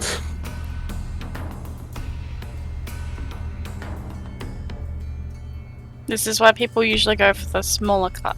You never know what'll come in handy. Yeah, have you're had just your gonna have a saw. hungry Svärmfa suddenly come out of nowhere and be like, "Hey, please, this is sir, how, can I this have is how some we food?" win. We're gonna make friends with the Svärmfa by bribing them with our food. All we need is some sort of containment device, that Uh. preferably one that could make the monster fit in our pocket. Ben, we yes, are yes. really sorry for the fucking weirdest shit that happens. Hmm? in our I'm not games. sorry. Hmm? Oh no. I've been in D&D groups where this is just par for the course. This is very normal. Oh no, Unfortunately, it's just usually we normal go into for a the group. sing-along and quote many movies. Yep, no, pretty par for the course. Yeah, Alright, about cool. right. You should fit in with us then. Yes, I'm just not doing any sing-alongs because I'm a little sick, but that's okay. Ah, you'll be fine. This guy. This guy. Oh, Just have enough honey and lemon tea. It's a cup of not a cup. A spoonful of garlic, and you should be fine. Hmm. I thought you were gonna say sugar. No, sugar's not going to help you at all. If Spoonful he's of garlic. having dairy, yeah, a spoonful of garlic. Mhm.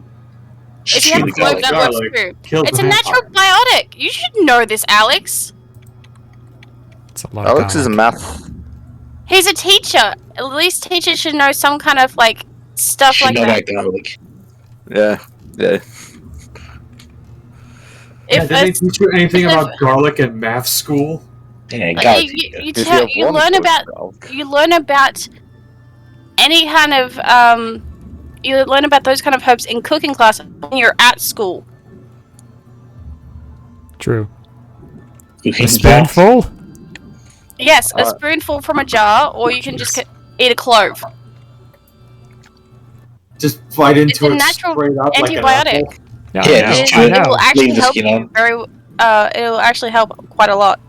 Yeah, I know about the antibiotic properties of garlic, but that's a... Anyway. It's an art. Not a massive spoon, like a teaspoon. A little. Still feel like that's a lot of garlic. That's That's not a like- lot of garlic. It's like a clove of garlic. Yeah, Yeah, that's the point. beautiful. Oh, okay. It's better than having wild garlic. Wild garlic is spicy as fuck. Spicy. Fair. Anyway, Anyway. How are you guys going to... Where to? What do? We should probably go back to the Adventurers Guild. Well, Perhaps, we're yes. going to. Well, aren't we going to meet? Yeah. Look at Drake. Right, that person. Yeah. We're getting very distracted. Let's focus on one thing, and then we'll achieve that task, and we can do the next one. Right. Drake. Creon, I believe you are the one leading us to our destination. If you please. Very well. Our destination is the town of Hexenbeschärming. Right. Words. Do we have a dot for that? I'll give you a dot. Sick. I'll make it a yellow dot. Good. Oh, yellow. Oh, yellow. Yellow.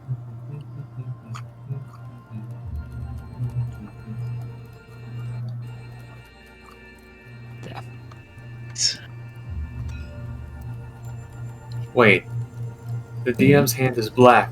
The dot is yellow. Ah, it's like magic. Does anybody want Mass Effect? A Mass Effect? Does anybody want Mass Effect, a Legendary Edition? I think I've got like I Mass think I've Effect got 3 it. or the first Mass Effect. Yeah, cheers, but I'm good. Thank you. Okay. Thanks, though. That's okay. I plan on getting whatever the new version of Mass Effect is. I would love to Does replay those anybody games. want Nickelodeon All-Star Brawl? No. Nah, thanks. No. I got Smash Brothers. I'm good. I'm sorry, it's too good. Other Yeah, shit I version. don't want the shitty Smash Brothers. No, it's the good Smash Bros. So as you guys head to the Moran Adventurers Guild, Which the name is a misnomer. No one is stupid. Moron. yes, Moran. Sure. Yes. Do you know Moran? The word Moran in Welsh means carrot. Nice. No, I did not. Delicious. Oh, now you do. No, I do. I was about to say, now I do. Moran is the word to describe someone from Fenmore, but is also the capital of Fenmore. But now we're going to Draker. But now you're going to Draker.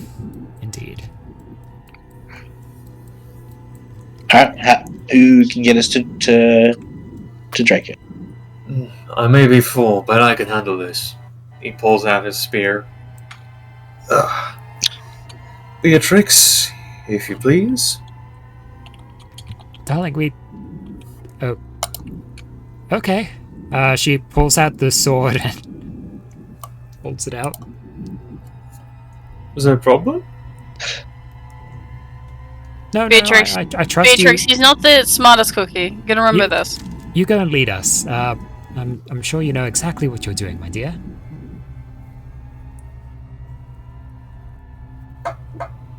Oh, wait. This is a place... We've Yeah, never we've been to been this here. city in Draca before, have we? Nah. No, darling. No, we haven't. There is an Adventurers Guild in Draker, is there not? Yes. Then perhaps we should. Okay, we See. could tap into that.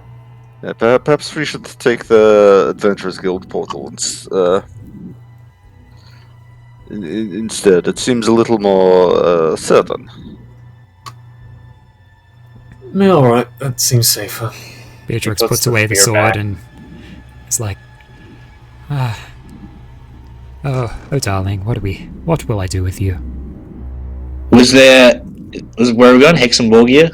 What's going on? The name is Hexen the Shadowing, but yes. Is there an adventurers guild there? Indeed. Okay, There cool. would be an Adventurers Guild there. perfect. Think. My master lives a ways outside of town. Okay. Alright. Great. Now we don't have to risk accidentally cutting off someone's arm. Have we ever apologized to that person for that? I don't believe we reconnected with them. We probably should. Well, then again, they might not be eager to see us back. Do we, legitimately, do we have access to a spell that might be able to give that person their arm back? Because I feel like we owe them a little bit. Do we still have the arm? It was No. eaten by Svärmfa. Also, no. Well, Oh, well, there we Shit. go. we didn't. It wasn't our fault that the person's arm was cut off. Their arm was just stuck inside the teleport circle that we activated. Pretty sure it was a Hold on. I'm pretty sure it was a magical accident that happened when you guys were teleporting using Beatrix and anyway. Maybe. Anyway, I might be out of here. What's in the past is in the past. Yeah. Quite.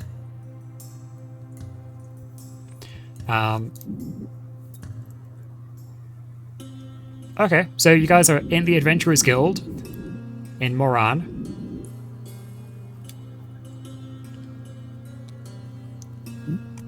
Yes. Yes. Hello. Let's make our way to the teleport system. Quite. You know what? As one of the clerks comes up to you pretty much as soon as you guys enter and bows towards you. Ah, yes, Lady Malari. And accompaniments. Yes, what can we do with you? We need to use the teleporter to get to what location, guys? Hexen the Shadowing. Yes. That's what he said. Ah, yes, right away. She'll Thank lead you. you through the Adventurers Guild Hall, over to one of the teleportation circles, put you all into the room, the square room with the sigils, the sigils on the bottom. And as you're standing there, door shuts, and after a brief moment, you feel the room change and yourself falling through, or a falling sensation. The musty, kind of wet, moldy smells of Fenmore leave your senses and are replaced by Wet, musty smells of Drake. funnily, not quite. It is... What season is it? I'm pretty sure it's summer at the moment. Yes, it is summer. In which case, the woody smells of the Hexenbeschirming Adventurers Guild Hall. The room is quite different from the one in Moran, with local woods, different oak trees being used for the wooding here. As you exit the teleportation room of this Adventurers Guild Hall, a clerk comes to greet you all.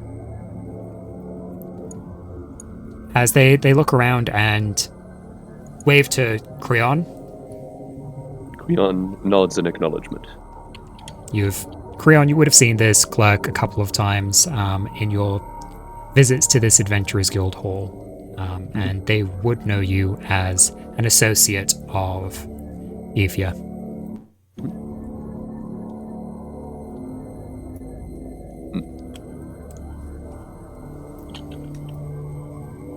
Very well. We have urgent business to attend to. Thank you for your help.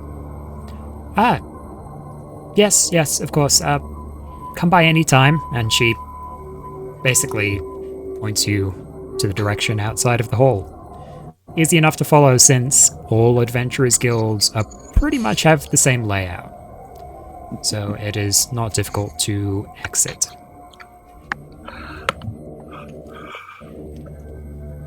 Alright, well, I suppose Creon is going to take up point, since we're now following Creon. Alrighty. Moving out of the Adventurers Guild Hall, you find yourself in a fairly sleepy little town. There is a hill up kind of far away that you guys can see that has a small cluster of trees at the top of it, which overlooks the surrounding area quite well. And amongst those trees, there is one in particular that looks especially thick and tall, rising up.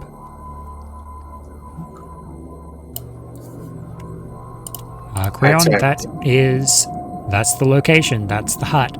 That's the way to go. Excellent. Creon, Okay, I'm guessing we're at a hut. Yeah, Creon is going to start, moving and will say, fair warning, my master is a usually quite pleasant person, but I would heavily advise against getting on her bad side, just as a fair warning. What might one do to get on her bad side? Just so I know what to avoid. Insulting her, irritating her, catching her in a bad mood. Are there any triggers that we should know about? Creon thinks like really long and hard, and then goes, just try your best. I'm a diplomat. I'm a diplomat. I'm sure I can do quite well in this scenario. Yeah, I think for once maybe I just won't say anything. Lathy, I think I'm going to be relying on you very much so. Well, I guess I'm the one going to do the talking then. Well, I can do some talking. It's just, yeah. Very well. Lead the way then, please. I said to Creon. Yes. And yes, I assume unless something accosts us, we will make our way to the hut. All right. Making your way off to the hut, you're led through the town. It's a small, sleepy town. Unlike... Oh, this one's more coastal, so the majority of the inhabitants are human. But there are the... Occasional. the occasional dwarven individual.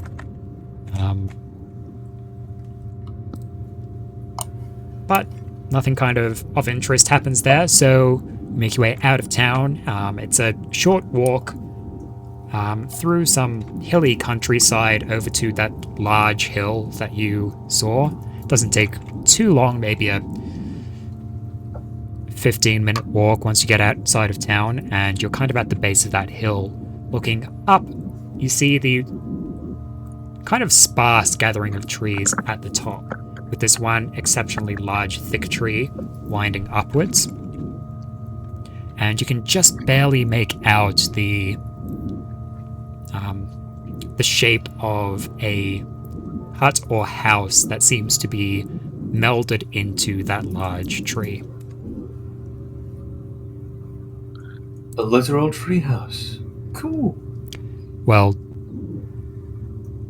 I'll clarify that the hut is kind of multi-story, but it doesn't like go up into the branches of the tree. It's just kind of at the base of it. Oh. Base and trunk is mostly where it's at. Like Winnie the Pooh house? The house of Mr. Saunders.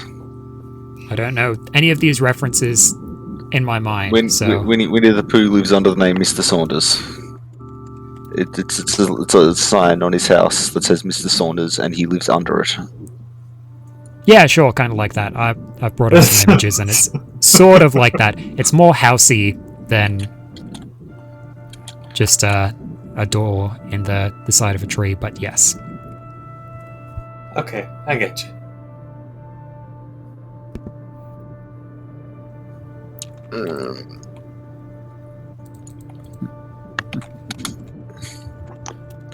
Something like that, or even more housey. Yeah, that's more accurate, I would say.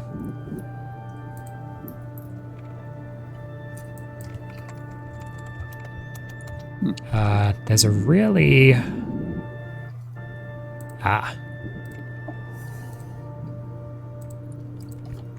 So, kind of a cross between the picture that you posted and... Not that one. The first picture you posted. That's just the sign and of the the one that I Mr. posted. Saunders. Yeah. I see. That's pretty cool. That's pretty cool. So, like, if the picture you posted had like a bottom thing with like a door in there, and then it went around, that's cool. I want a house like that. Right? So, leading up the stone-paved trail that heads up the side of the hill, you begin approaching, and there is a bit of a fence line. It's fairly well maintained, but isn't anything extravagant. There's no gate, though, just a kind of discernible threshold.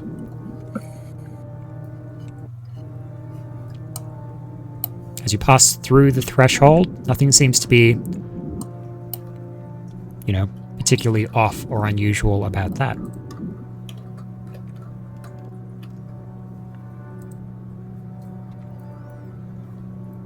Creon. Yo, You're leading the group here. What do? what do? What do? Well, Creon is going to He's suddenly just going to disappear and we're like, what? Oh, no. disappear. No. Creon is going to pass over the threshold All right. That's fine. And then begin moving up towards the door. All right. As you approach, there is a doorway, kind of fairly unassuming, a wooden doorway.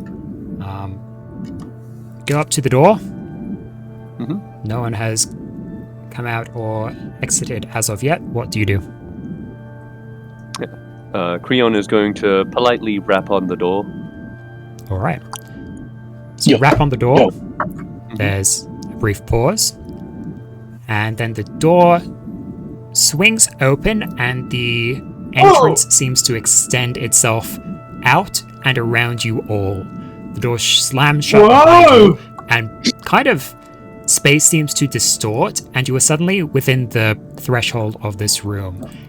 Immediately you are all put on edge as you can hear crashing of thunder, loud the whole room is shaking. The whole house seems to be shaking from the inside as you feel this immensely powerful magic energy just everywhere.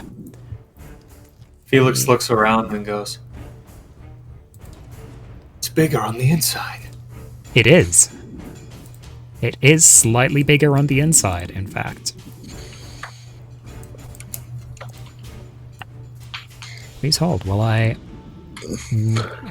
import the map. When you started describing it, I thought it was going to start. I thought it was going to be like on an episode of The Weakest Link. You are the weakest link. Goodbye. Everything just whooshes out and everyone's behind their own podium and everything's dark. I like when you So- guys said it was overgrown. This is like the image that got popped into my head when it shows up. Ah, Falling Water by Frank Lloyd Wright.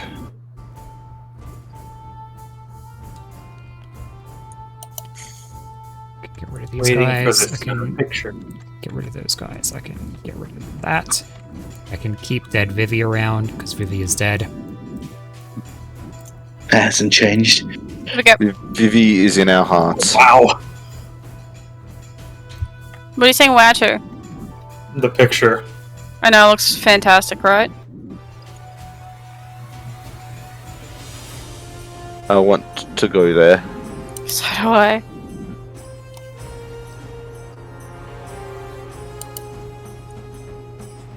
Floating.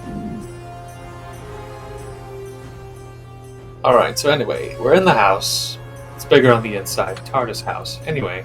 And also, like, the house is rumbling and crazy shit is Yeah. happening. Yeah, shit is happening. At that, Marthia is standing up straight, and her clothing is gonna turn into her armor. And she's not gonna draw her sword quite yet, but her hand is on her sword. Felix is just gonna get a little closer to Beatrix while looking around. You guys are all over here, within the threshold of the room. You guys have now, as the space kind of retracts to close around you, you're now all cramped in this very tight area. Oh, this is whose hand is that? Sorry. Apologies. But Like the two of us apologized for it. Keep doing it. I didn't say stop. I'm briefly going to kill Red. Good, they deserve it. No, I wasn't listening to him anyway. Why am I invested? Red. Red, stop. Red. Okay, that took a while. What do we need? We need this and...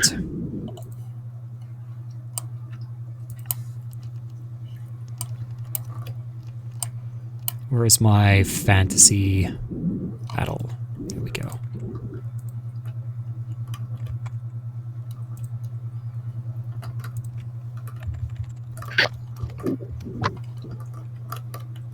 hello.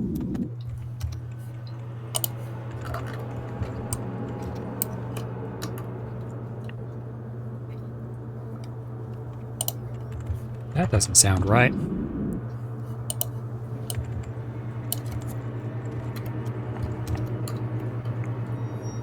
Apparently that's not a command.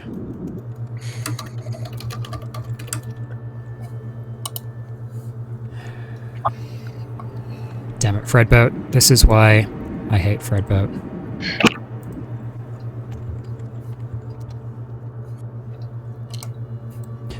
Pretty sure I can do remove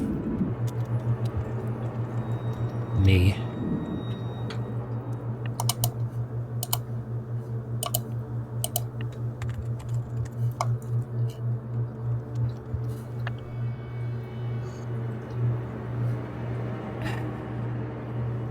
Fredboat's having issues today.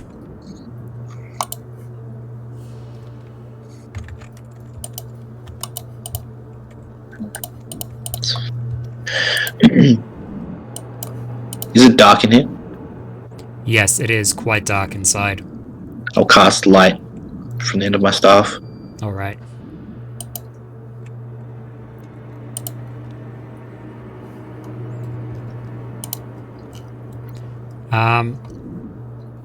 I guess the question is, what... Oh. One thing that you would hear is a loud, commotion coming from over here, in particular. What sort of commotion? Like, Crashing, Bing, bang. shouting, screaming. like a violent... I'll look over it. I will remember your name soon, I promise. Creon. Creon. Yeah, I'll look over at Creon. Is this normal? Like, does it sound like there's a battle going on, or does it just, like... Creon, you have heard this once before. One time. Oh, in a good or a bad context? In a bad context. Alrighty, Creon immediately just goes, sounds like trouble, and just shoots over here. Yeah. Alright. What about the wood? Ooh, upside down. Let's go. I grabbed everyone. I didn't mean to do that. Lathia would go with you. Go get him, Malari. Sword not out yet, but hand on sword. And also armor. Grab my shield. I'm just gonna put my cloak on and jump onto Discord. Alright. Felix has his back against I'm this wall invisible. here, hand ready on his pistol, kind of looking around the corner.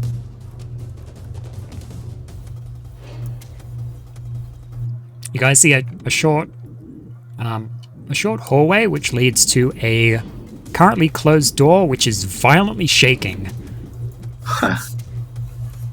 Is that normal? Should that door do that? Typically no. Right. You'd hope not. Are we going to get in trouble if we open that door?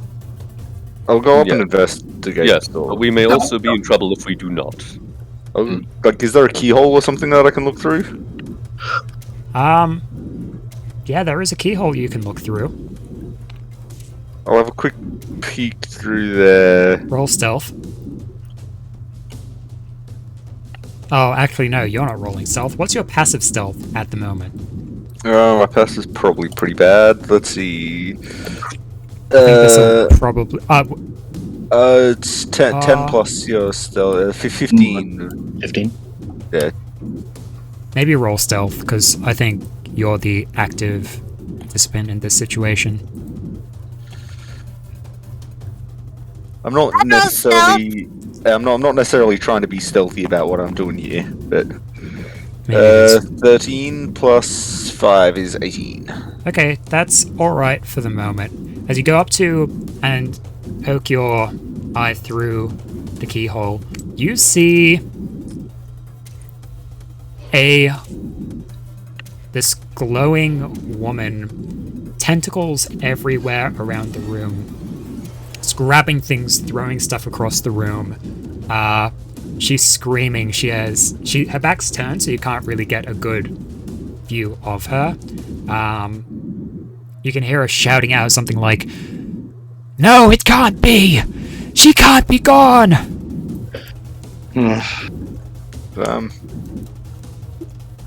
If I we can all hear that screaming, I'm gonna take off my hood, get off Discord, go over to the door and knock. I No, would, don't do that. yeah, I would, yeah, I would. Whoa.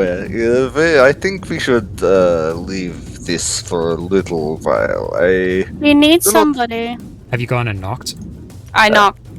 You knocked? No! I'm still standing in front of the door. It's like, Hold on. Yeah. I think we should just no, wait. I think she needs Where to would be alone at Beatrix the be? moment. Beatrix would be there already.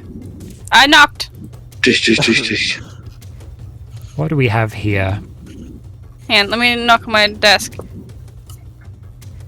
I was like, I Thank really you. think it's better that she did it. Oh crap, you did it. All right. Oh, fuck.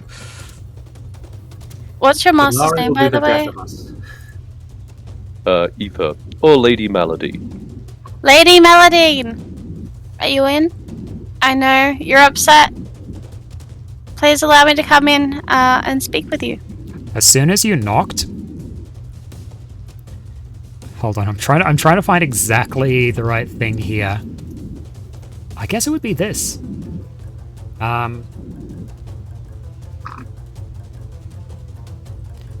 A immensely strong gust of wind flings open the doorway, and Do I get pulled in or something?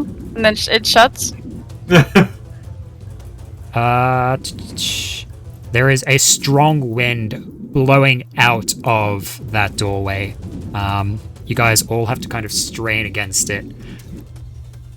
As you see within, this woman, her back turned now away as she goes to face you.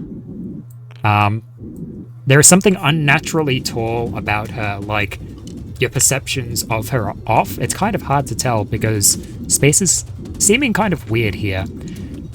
But she is not looking particularly happy at all. Roll initiative.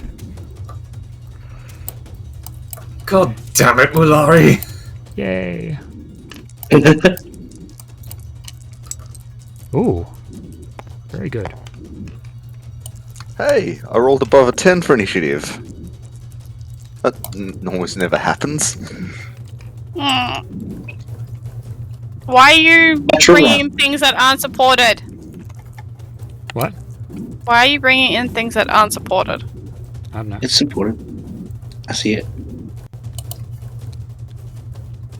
I'm supportive. You're doing a great job, by the way. I'm so supportive. I was gonna make a joke about bras and supportiveness, but then I remembered I was stealing a joke from Buffy It's the good Vampire that you Slayer. didn't do that. Yeah. Well, I realized I was stealing it from Buffy the Vampire Slayer, and also I couldn't do it well. Okay. Alrighty. I'm having difficulty picking up. Natural I one. can't move mine out, by the way. Really? What are you having difficulty? Just put it at the top, yeah. I don't have the things, remember? The things? What things? You know, the markers? I can't move them? Oh, Really? yeah. What? Huh. I guess Ben can't either. Yeah, I don't know. I'll be back in a second. They're not there, they're just boxes. 3 for Beatrix. Oh, no. No. She's probably still good above me. Or is that 3 total? 6 total. Yeah.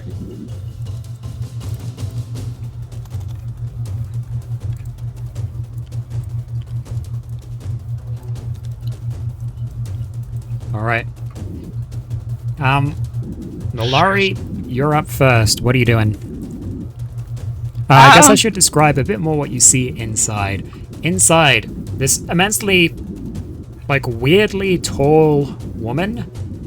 Tentacles, these spectral tentacles around the room. She has these glowing, transparent tentacles coming out of her head, flowing along her hair. There is this sigil in the room, and there seems to be kind of these light sources that are shining down from up in the ceiling. On the far end, you can see a wrecked bookshelf, books everywhere, and a bit of a workbench as well, which has been partially tossed and destroyed.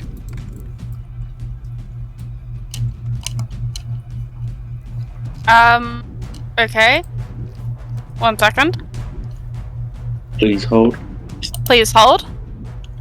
As I cast Calm Emotions upon her. Yeah. Okay. What level spell is it? 2.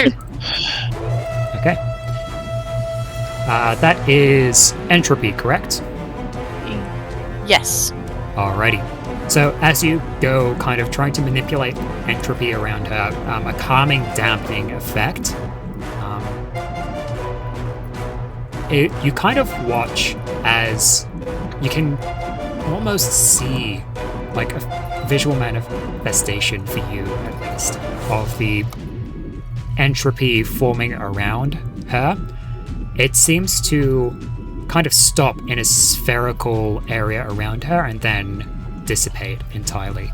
Oh. But they need to do charisma saving throws for that. Not necessarily. Didn't work.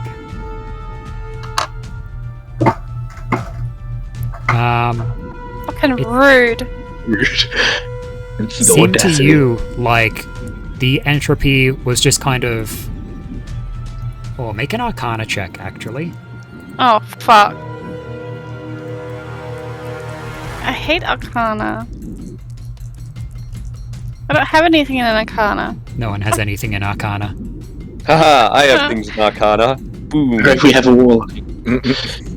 I don't actually know what you are, but Arcana plus the 21. 21 is pretty good. It's looked to your eyes from the eyes of a pillar of balance, like your entropy effect was just kind of sliding off another separate entropy effect. Fantastic.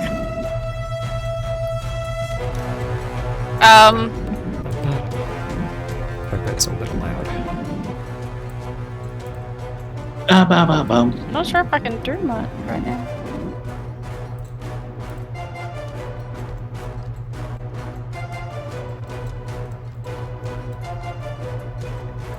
That's your action. Do you have any movement or what have you? No, I'm good where I'm at. Okay. I know it's not my turn, but can I speak to Creon? Yes, it is. There is still the wind blowing out against you, so it'll be... Shout. Yeah. Even behind. Yeah. So is this your mistress? Is this your lady? Your master? Sorry, I meant to say. Yeah, definitely not mistress. Yeah. Hey, we're not here to judge. Yeah. Yeah. Creon is essentially going to look back to you, and you can tell that he's like a bit like pretty damn spooked by what's going on. Yep. And he's just going to say, "Brace yourselves!" And he's going to yell that really loudly, trying to like yell over the wind. Mm-hmm. And that's the response. All right. Well, it's your turn. So. Yeah. We'll follow your lead. Yeah. Creon is also going to brace himself. Creon is going to cast is going to cast Big B's hand and then make it an interposing hand between himself and Lady Malady over there. Do you want a hand? Yes. I would I like can to give you a hand. Where would that hand be? Damn, how many hands do you need? He's a handy fellow. Oh, damn. Oh my. Oh my! Just don't use those hands for inappropriate things. I use my hands for all types of things: touching, grabbing. Groping. Well, not so much, but if you're offering.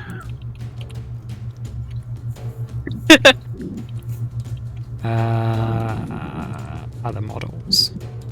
Sorry, I'm just loading 200 models. 200. Why? Why you do this? Here they come. I need a lot of hands. Look. It's all 200 different hand models, that's models. 400 hands. I can give you an origin holder. Sure. It's like a beholder, but origin. Is it orange? No. Oh. And I'm gonna try relogging into the game. oh, okay. Why? I'm gonna see if I can fix why things aren't loading properly. Was it the map or the boss token or both? There was quite a lot of things that weren't quite loading properly. Oh, Damn.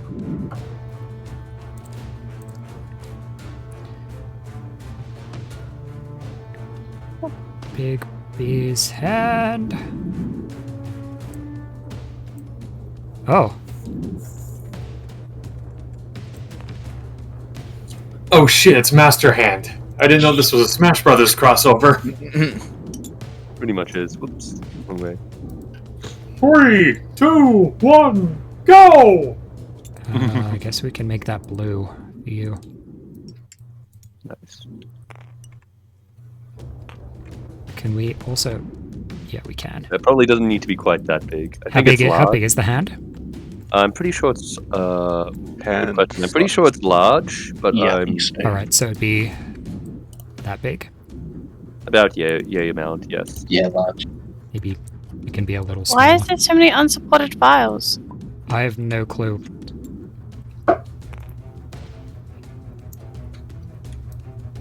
Might be. You might need to.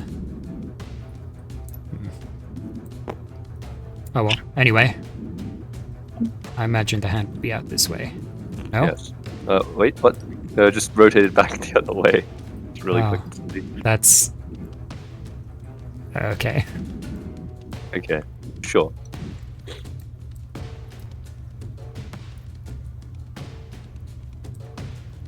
What level did you cast that at? 5th level. Okay.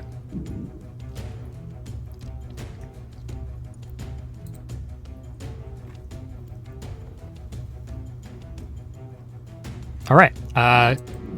Anything else? Yeah, that'll be all for me. Alrighty.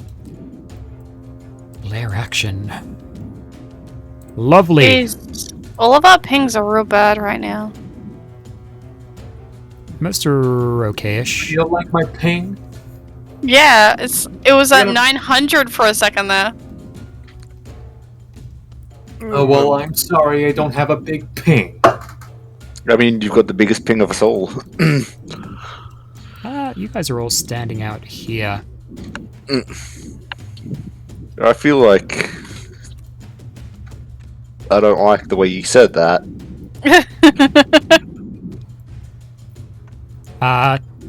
Some spectral tentacles are going to wrap around from outside of the door and shoot out towards everyone except Felix and Discord.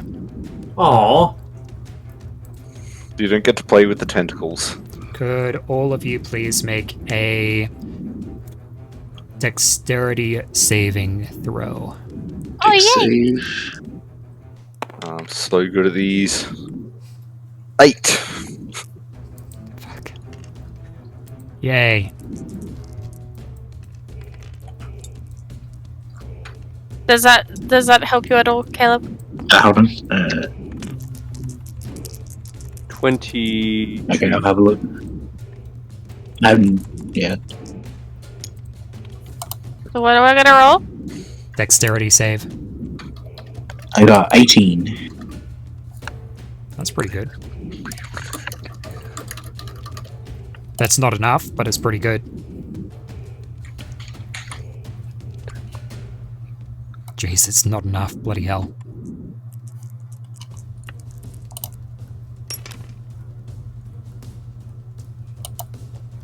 Mm. 25? 25 is sufficient. Okay, what did we get? Let's go from the doorway. So Malari got 25, so you succeed. You're fine. You manage to duck and avoid the tentacle as it shoots out. Lathia. 8. 8. A tentacle goes and shoots and grabs you. It's going to pull you inside the threshold and around the corner. Yep. In addition, you take 9 cold. Is that a half? Because I've got resistance to cold. Right, so you'll take 4 cold. Creon. 22. Yeah. You were kind of prepared for this, so you managed to strike at the... I guess you might use your staff to knock one of the tentacles away. This is what Big B stands for. It's just like shimmy, shimmy, grabs one of the tentacles, pulls it Yeah, down. yeah, exactly. Shimmy, shimmy. But you avoid it. Gabriel, you got an 18. Hey.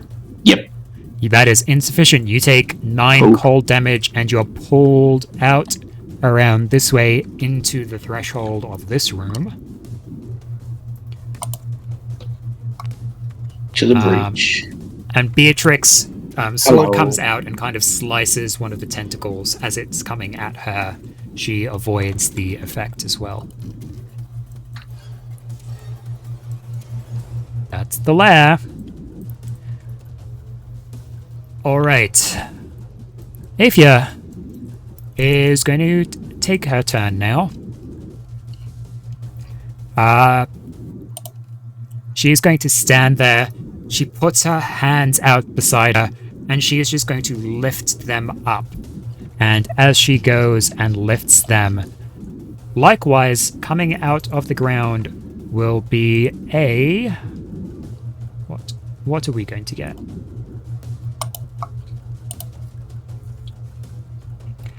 A shadowy, misshapen thing. It has these drooping eyes and a wide open mouth, as if it's crying, wailing. Could I please get Lathia, Gabriel, and Creon? Lathia and Gabriel, could you guys please make perception checks? Creon, could you please make an Arcana check? Creon has advantage on this. Oh, it has advantage? Yeah. Sweet. Natural 20 for a total of 27 for me. Alright. Wow. This is perception. Natural 20 for a total of 29. Haha. Very good. But if I didn't get 30, I'm like, yep. Natural 4 20s. for a total of 14. 14. 14's... Oh, great. Gabriel, you're... It's too windy for my eyes. Yeah, it's still blowing in your face. It's pretty difficult. However, Lathia, you kind of notice within this room, something begins glowing brighter in the roof. And actually, with how high you rolled, you kind of glance up and you can see that there are these quite deep, I guess, pockets or holes within the roof. And in each of these holes, some of these holes, you can just see the darkness within, but others you can see a bright kind of shining orb or crystal. And the reason you kind of notice this is because in one of these holes in the wall, or in the roof, sorry, not the wall, in the roof, one of these holes lit up as the summoning was occurring. I need to find a shadow spawn. Dun, dun, dun, dun. Dun, dun, dun, dun.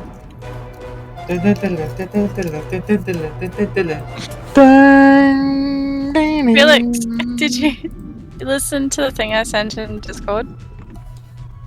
I listened to part of it, but then I realized, wait, fuck, I don't know what's happening in the battle. Last I remembered was tentacles. Yeah. I was just thinking, this is how I feel when mods start loading in. But So is Beatrix okay, first and foremost? Beatrix is fine. Okay. Gareth and Lathia got pulled into the room by tentacles, and then Gareth? no, not Gareth. Gabriel. Sorry, Gareth's in my other game. But yeah, they both got pulled into the room by mystic tentacles, and then some stuff. A thing got summoned, and Lathia noticed some holes in the ceiling that had bright lights coming out of them. Okay. Yeah.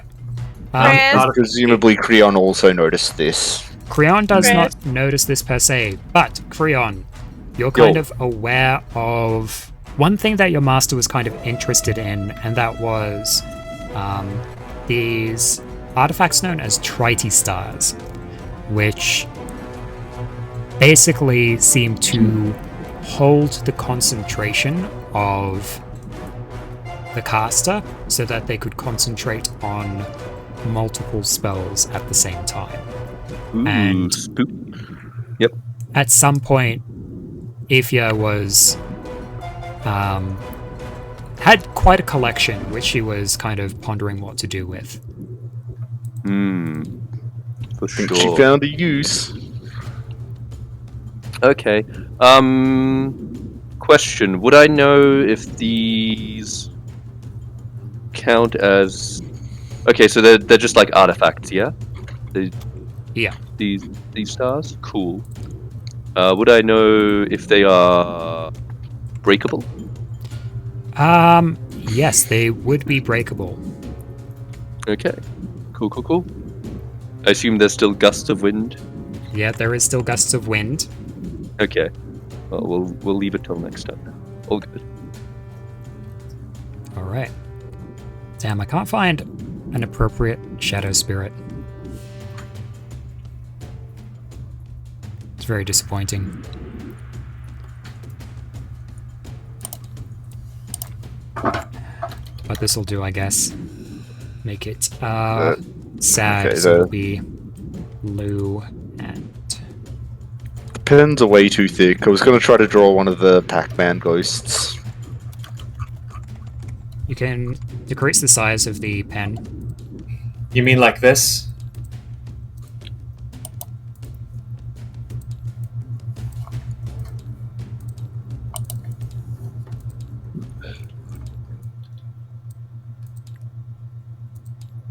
There we go. She's going to summon that Yeah, that'll within 90 feet of her. So she is going to summon that up right here. It's not particularly concerned what it does. So it's just going to turn towards...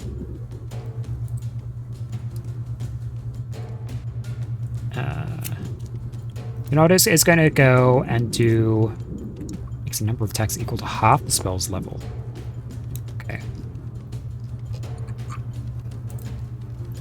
So it'll make 3.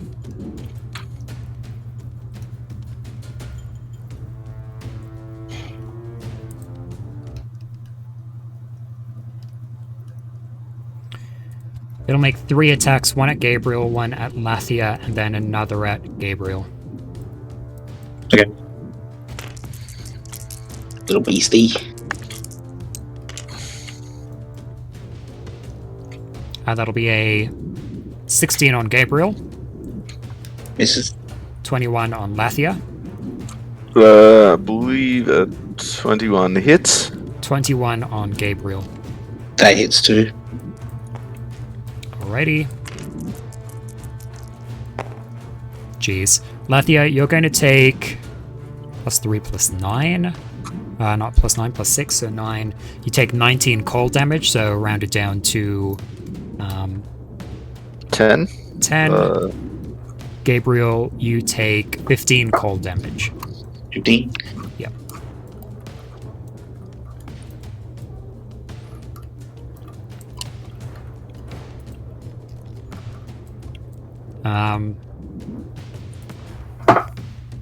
Alright. She is then, after doing that, her hands are already weaving at something else. She is going to quicken this spell.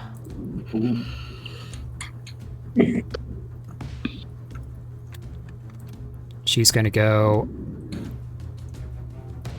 and she's going to point at you, Malari. I need you to make a intelligence saving throw.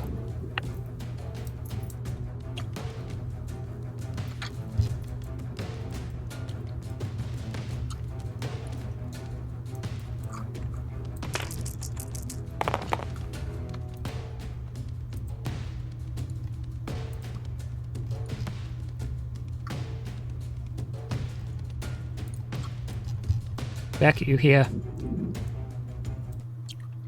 Rebecca? Where's her hand?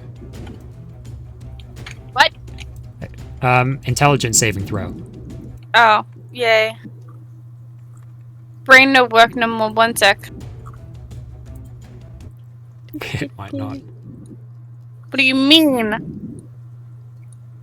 I think What do you mean by that, Alex? he means he's trying to kill you. Oh.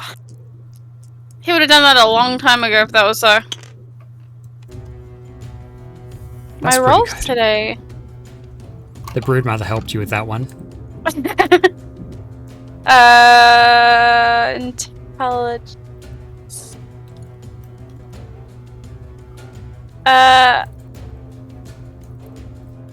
20. Nice. That is sufficient to... you feel like these forceful intrusions into your mind, and you just manage to shut it out. You're able to avoid the effects of whatever she was trying to do to you. She's going to just stand there yelling, "She'll never be with me again! Never! Ah!"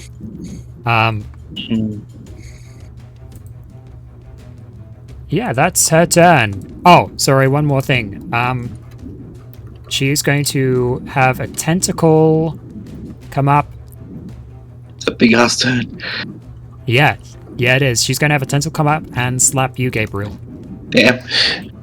Tentacle slap. Does a 22, yes. Yes. 12 cold damage again. Well, Yeah. That's her turn now.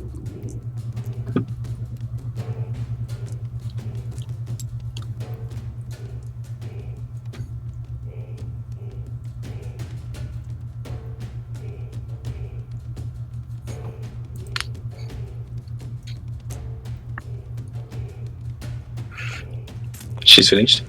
Yeah, that's her turn done. Lathia.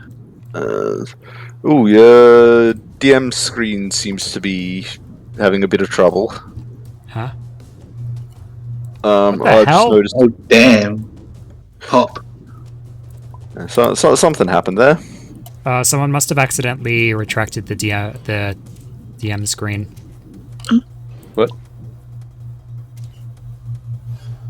Oh no, everything's gone. Still funky. There we go. Just check the What's going damage. on? I can't see anything! It's reloading. It's reloading. Someone retracted the DM screen. Who? And why? Sabotage. It's on the recording. Let's see. Check the cams. Who was there? What was this red pop? We gotta I wasn't- solve this mystery. Okay. I wasn't so- paying attention at the time. But yeah, just make sure that the damage that you've taken is accurate. Right. Yep. Yep. Lathia and Gabriel in particular. Yep. On the health I was before everything reloaded. Alright, Lathia, it is your turn.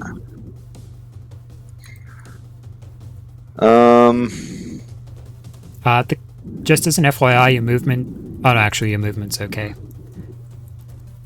Gabriel, it's your movement. Oh no.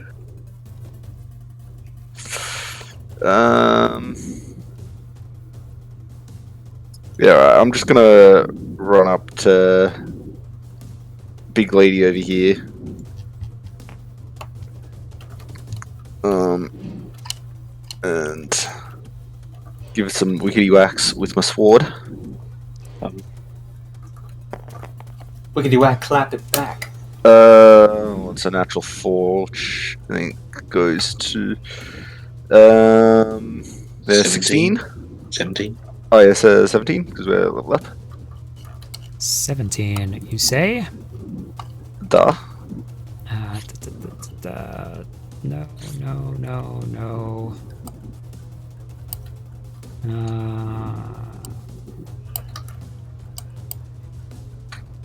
Not that one. Sorry, I'm trying to see the various, quite extensive various things that she has.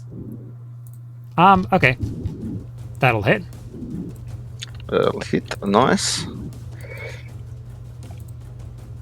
It's annoying when I push spacebar now. It doesn't go to my my little look. Goes back over to the world Alex. map. Alex, Yeah. in our last fight, I put haste on Lathia. Is that still a thing? No, haste would only last for an hour, and I think it's been more than an hour. Yeah. Okay. 20 damage. That was max damage. 20 damage, jeez. Yeah. What type? That was the slight slashing damage that wasn't cold at the time.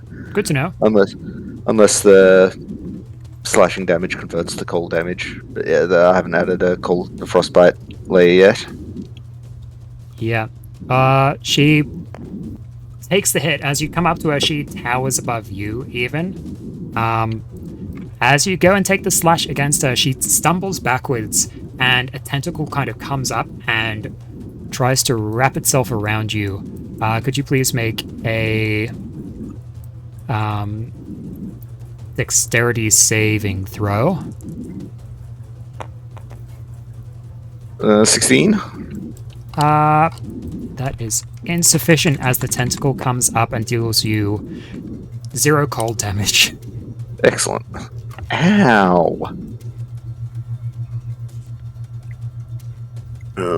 Can I make another attack? Yep.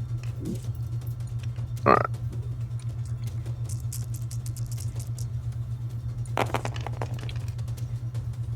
Uh, 25 to hit. That'll hit. Yeah, I rolled less damage this time, even with the extra thing. Could you do so- the cold damage separately? Okay. I'll put that aside. The cold damage is only 1, so I'm assuming that gets negated down to 0. It does. So then 6 plus 8 is 12. 12. Thank you very much. Again, she staggers backwards.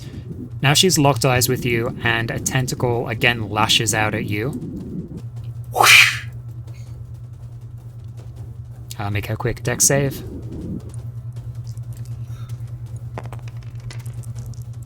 Well, that's a natural 1. Okay, you take 1 cold damage. Yes, that has been with the resistance. Yep. Okay, and then I will make my third attack. That's a hit. I rolled a natural 16 plus all of my stuff. And then 11 plus 8 is 17. How much cold was that with it? I didn't actually check, so I'll just take it as the third one, which was 6 damage. So, sorry about that. So the physical damage was 5 plus 8 is 13 plus 6 cold damage. Alright, thank you very much. Third strike, she takes it remarkably well, all things considered. And a dex save on that last one as well. As another tentacle lashes out at you. Yay. I've seen this movie. 4 plus 0. It's, 4. Okay. You take a grand total of 1 cold damage after resistance. Another 30 or 40 of those, and I might start to feel something. But Alright. yeah, that is my turn. Felix, you're up. Yep. All right. Well.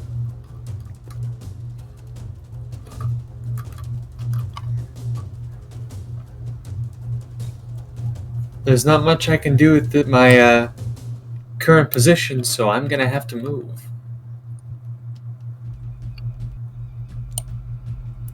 Felix is going to move 5, 10. Every foot of movement that you're trying to move right now is going to cost you. It's going to cost you. 1/2 of your current movement. Yeah. What? Oh wait, because there's a gust of wind. Yes.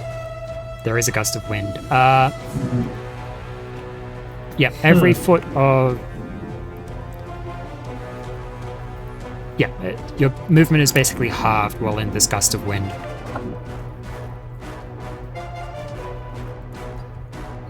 At least while you're trying to move against it.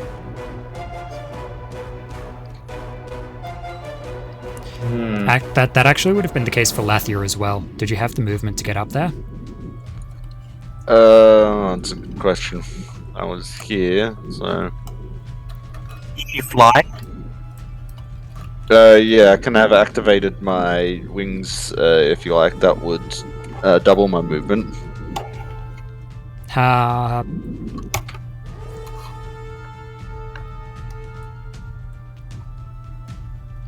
What's the activation cost again? I'm pretty sure it's a bonus action, but it might be a full action if it... Just check that for me. Um, Meanwhile, Felix, what are you doing? yeah, bonus action to turn the cloak into a pair of wings. Okay, then that's what you would have had to do. Alright then. Since my movement is halved, I've still got to move anyway. So, 5 to get in, and now I think that's 15, 25.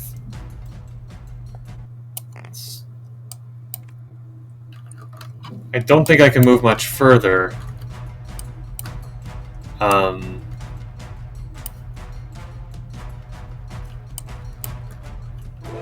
I guess I can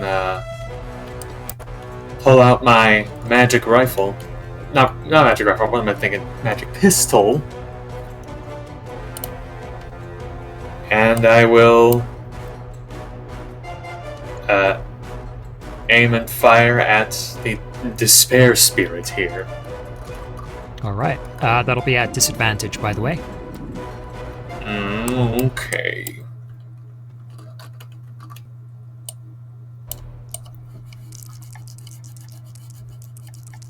Look at me just flapping my balls around. No, they're dice. What am I what am I doing? It's late. Okay. Click-a-clack those balls. Alright. What is the modifier for my pistol? Character sheet. Tell me. Okay, 6, so 9 total for the first shot. I imagine that doesn't do much. 9 total will miss, unfortunately. Yep. Oh. I will bonus action reload and try again.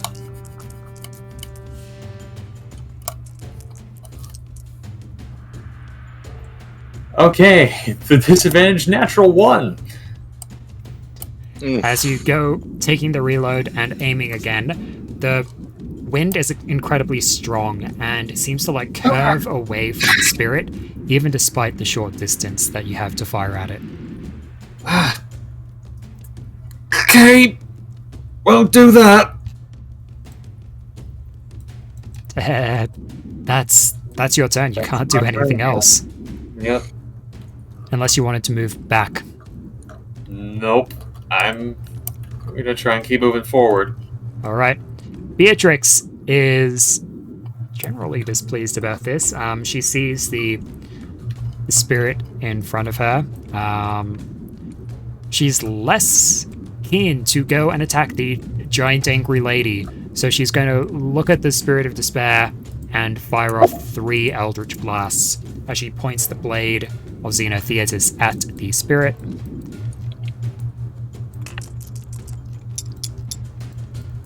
Oh, that's pretty good.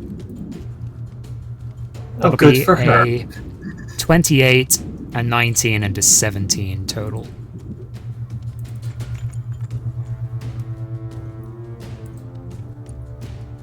Which She's doing better than me.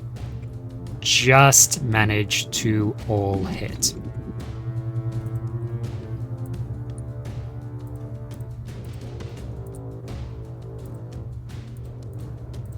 That's what I was trying to do. Alright. Sorry, allow me to...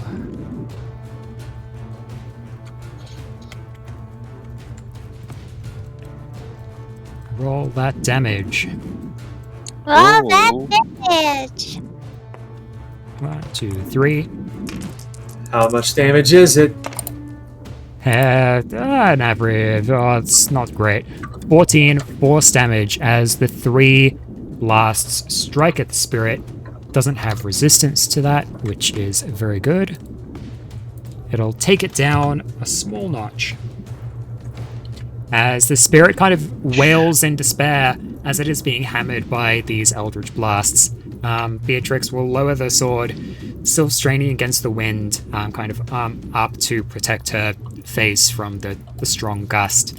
And she'll shout out, "See, darling, that's how you do it." That's what I was trying to do. The wind's in my face. Alrighty. That is Beatrix's turn. Gabriel, you're up. Okay. I'd like to try to strain against the wind, go a bit closer. I don't need to move far, I just need to move like here. And I want to set off Channel Divinity. Big aura of light. Should get the purple woman as well. 30 feet. Alrighty. And it's my Constitution save. Constitution saving throw.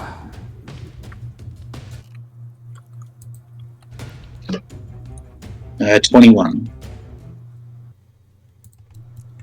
21 Constitution saving throw? Yes, please. Oh, okay. She succeeds. Okay. She take half. The damage is... What about does the spirit have to take this as well? Yeah, it does, yeah. All hostiles within 30 feet. Alrighty.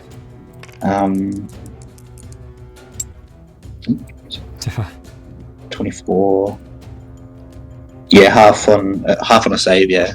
So 24 or 12 on a save. Radiant. Okay. The spirit will take the full effect of that, which is pretty good on it.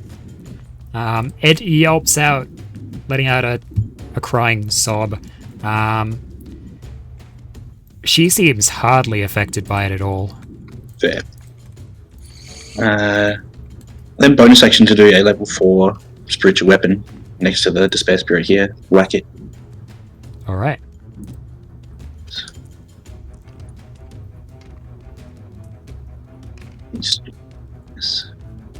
Yeah.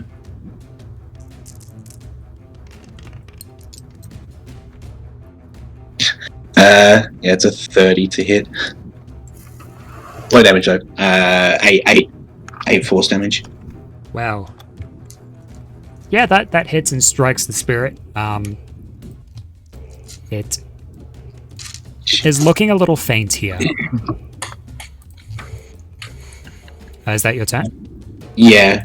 Alright. Malari, you're up. So, Giga, stop moving around. Can't see. No. No, bad boy. No. Chris, can you hold Giga for a little bit? Sure, bring him over. We'll give him a cuddle. That's not how space works. Maybe where you're from. I don't want to do anything to hurt her. Yeah, it's been. I don't know. Brian, is it okay if I hurt her? I mean, I've already smacked her with my sword a couple of times. And she's very clearly attacking us. And this is the first time you've ever had any, like, reservations about attacking somebody. This is somebody I have to kind of talk to afterwards. So we We're can here to ask ask her for help. She's in an upset mood because... Well, we can ask them questions like, why did you attack us? I feel like that's a fair question.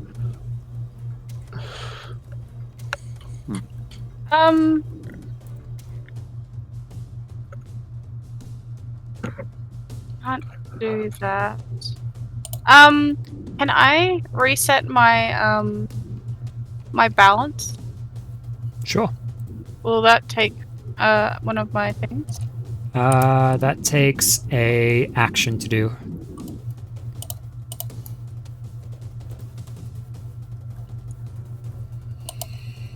And you can Okay. only choose one pair to do that with. I'll do that with space and time. Alright. Take a moment to center the tenets of space and time, putting them in balance within yourself.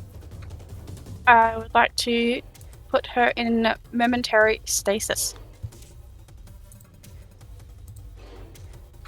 Alright. That's another action, so you'll need to wait till next Yeah. turn to do that.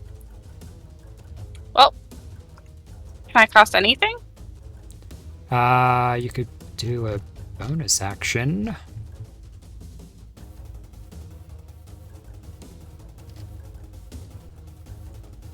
I guess I should probably move out of Felix's way and move into the room if I can. Sure. It is going to be double movement to try and get inside. I'll move in and then off to the side. Alright. Still within range of the spirit here, so it won't get an attack of opportunity against you. Unless you're out of range of that spirit. I'm guessing. Okay. Cool. Yep. Anything else? Nope. Alrighty. Creon, you're up. Okay, well, Creon is going to use a bonus action to send Bigby's hand smashing into this thing over here. Backhand it. Or grab it. Terrifyingly. No, it's going to just be clenched fist attack. Punch. Boom. That would be a 16. 16 to hit. That does not hit. That's unfortunate. And then Creon's going to just begin moving down here. And then he is going to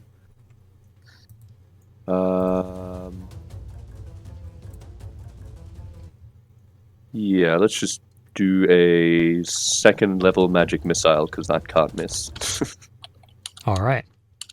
Until she casts shield. Shield. No, it's still at the spirit. Ah, Oh, yeah.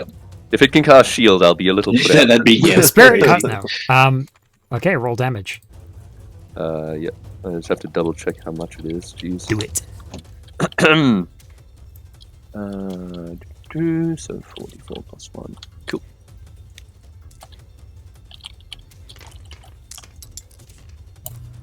Oh my god, I've been muted this whole time. Alrighty, that would be a total of 16 damage. Nice.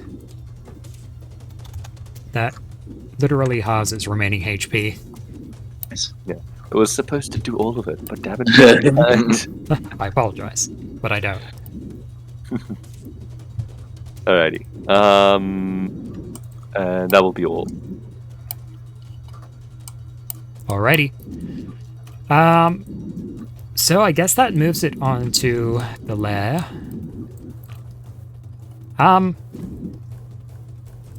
Felix and Creon, the floorboards beneath you open up like a great toothy maw. More, I should say. Could you please make a dexterity saving throw, both of you? Okay. Please don't fail me now. 18. You failed me. Ball in the hour. 18. Isn't Creon, 13 total. Isn't 18 a fail? both of those are a fail. Okay, I will use my reaction to increase my save by +4, making it a 22. That is a success. Oh, lucky you. You're able to... It kind of goes from like splits to jumping across to one side for you, Creon. But Felix, you're like, let's go, and then you just fall in through the floor. You take lots of shrapnel damage as you are pierced by wood and bits and pieces. Felix takes 20 piercing as you're falling through the floorboards, as it's munching you up, down, and you disappear from that location. Oh. Fuck. Felix is in the void for a moment until the start of his turn. Get out of there! What are you doing in the void? Damn it, Felix. Oh, God! Had I known! Get out! Oh! Get out of the hole! How do you know that? As that kind of ends, the floorboards, no longer a big toothy mouth, kind of close up and form a back completely normal as they were before. The house at Felix. Minus Felix. Felix is not there. Beatrix is like, Normal. by me as a god, darling. So Beatrix is not pleased about this, but that's for later. For now, Athea's turn. Oh, sorry, Alex. Just quick question: Would a 20 have saved? Because that was my actual save. I just realized. Yes, 20 is what you needed.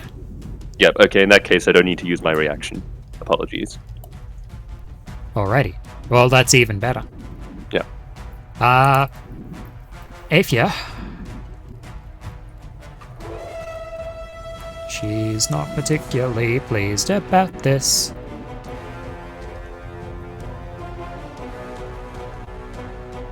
Oh, she What started can it. she do about it? Oh, that.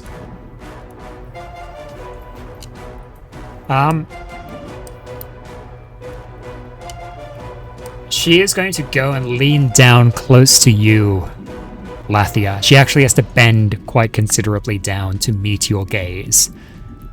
Yep. And she is just going to stare into your eyes. There is this exceptional sense of, like, dread. This is an incredibly dangerous individual, and I also need you to make a wisdom saving throw.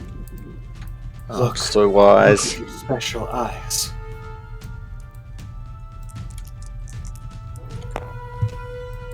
She's a scary 20 natural. Plus my wisdom score, which I believe is okay. Plus 7. 27 in total. Phew. That's sufficient.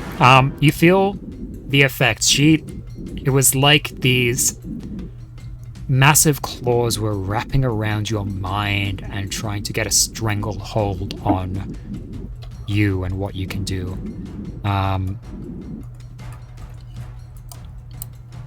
However, you managed to, with your strong mental fortitude and fearless attitude, you fight it off.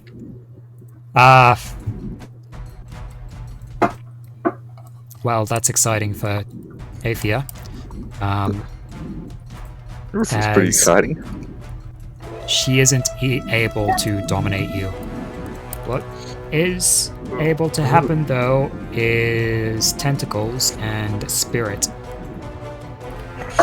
Oh, damn.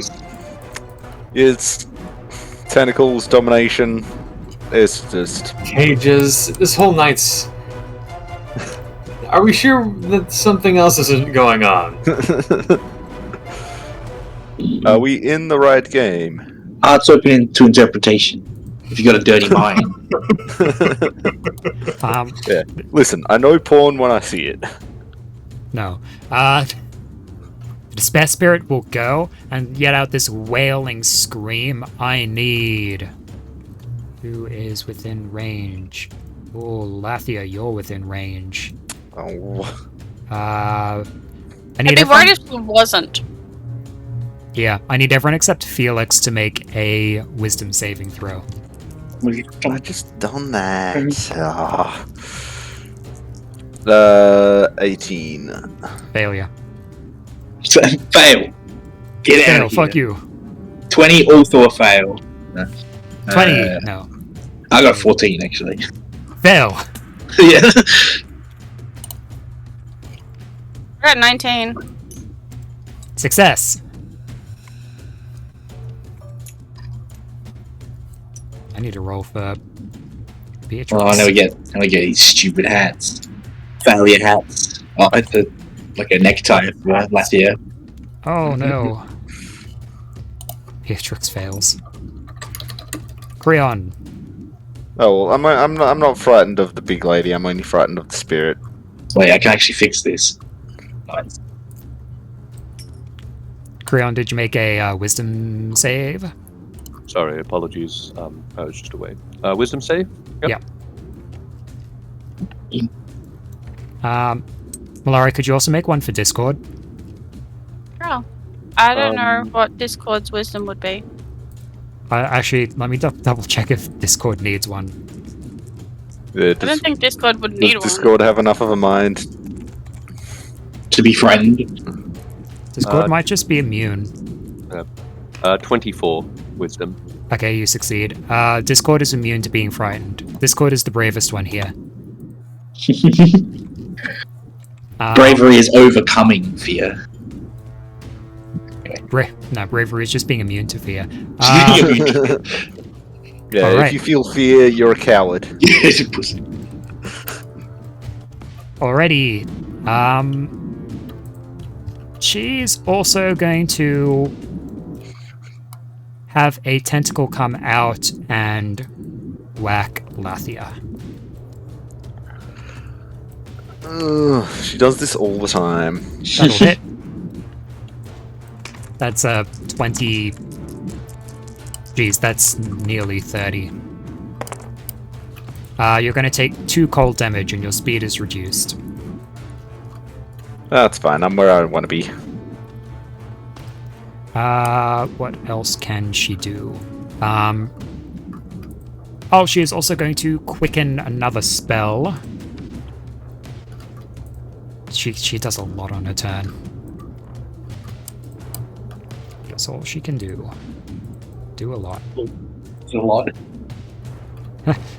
She can do a lot. That's all she can do. She's going to come down with these long, exceptionally taloned-looking hands, and she's going to have a firm.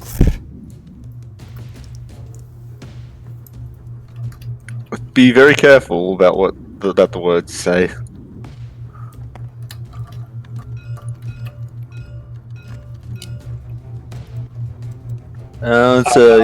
Appears to be a 20 there of the natural 2. variety.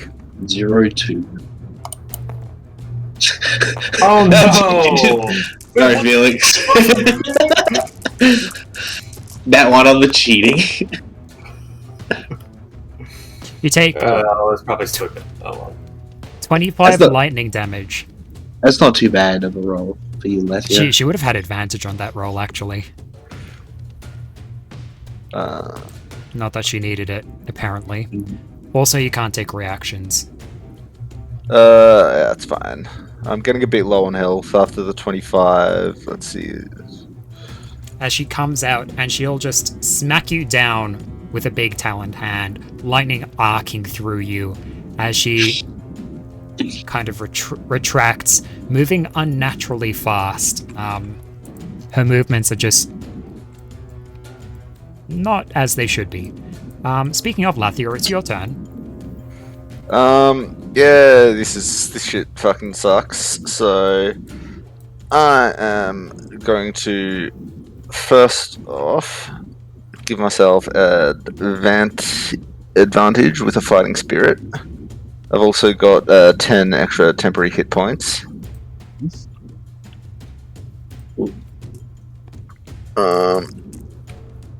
And I will also do Great Weapon Master thing as well for these 3 attacks. So I'm only going to +8 and instead of +12. 15 for the first attack, which I believe is a miss. That will miss, yeah. Color this one. That you called. Ah, excellent. Thank you. Sorry. Yeah, natural 1 for this. Oh wait, no, I'm a dummy. You've got advantage. Yeah, I've got advantage. So the first roll was a 15 or a 9, which both miss, but still. Second attack. 17 or a 3. The 17 will hit.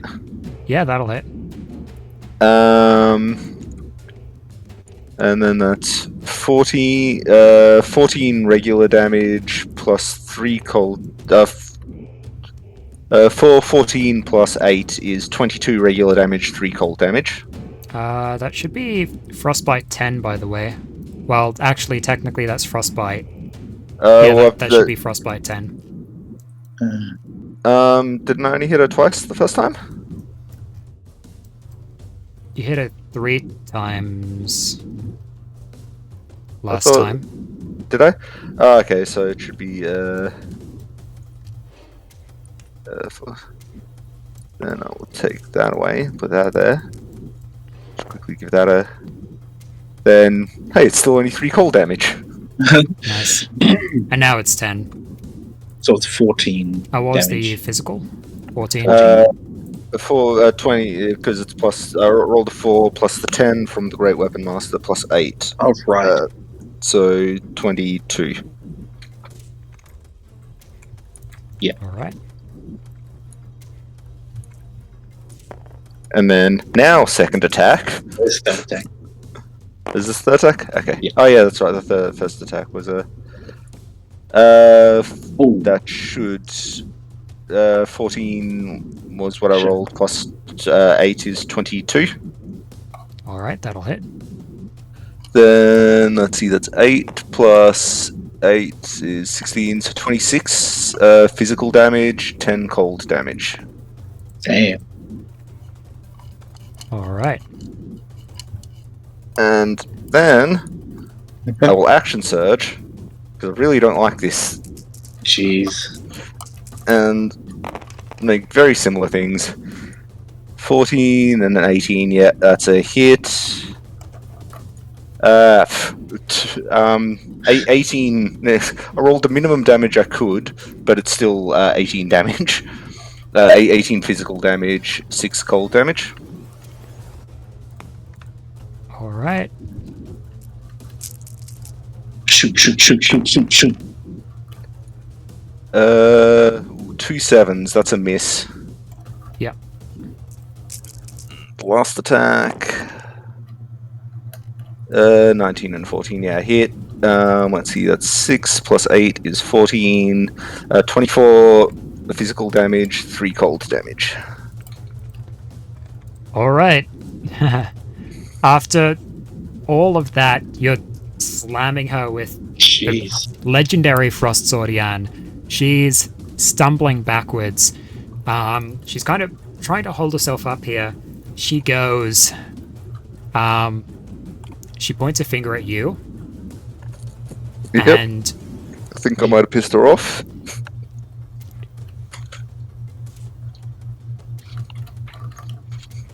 I need you to make a wisdom saving throw.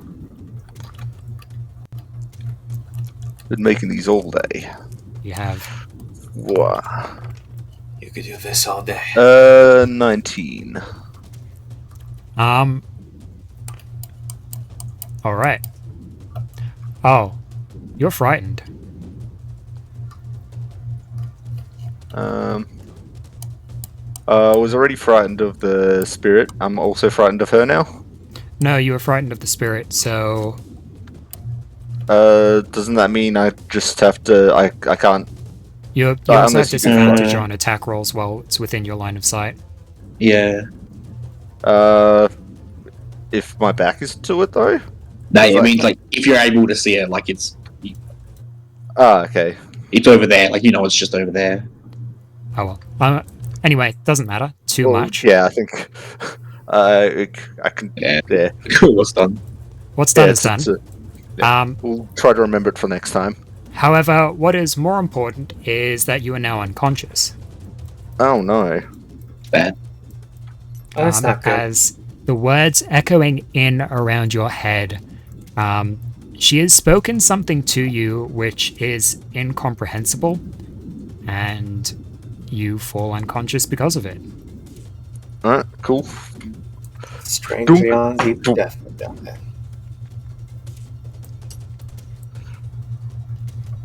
You just drop like a sack of potatoes. Do Not I get cooked. a bonus action? You used it. You did use it. Yeah, no, I was joking anyway. Felix, Yes. you pop I'm out. a void. You do. You are in the void. You find yourself falling down hard, down onto the ground, onto this cobblestone area right in front of an oven. It's Oh. pretty hot in here. That's nice and warm. I help my muscles a bit. Oh. I look around. The place is still shaking. You don't know quite where you are. It looks to be a kitchen. There are stovetops, kitchen counters, a couple of pantries, a big old oven, and some seating. All right. Felix, I assume it's going to be hard to rush through, but he is going to try and move over this way to try and find a door. You see two doors from that vantage. Well, you see an opening over here and a closed door over there. Through this door over there, you can see what appears to be the hallway through, and a bit of a more fancy common area / dining room. All right. Am I getting anything from the other door? Roll a perception. Oh, actually, roll survival. Because that's what I need in order to survive this situation. There are multiple ways that you could have, things that you could have rolled there, but I think survival is the most advantageous. 16 total. 16 total. You're getting the sense that there's a stronger energy coming from that direction. It's kind of the vague feeling.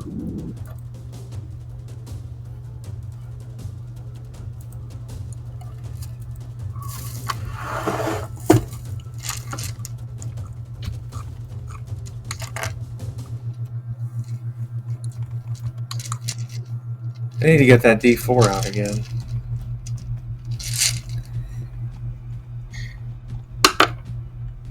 Oh, of course it gets caught there.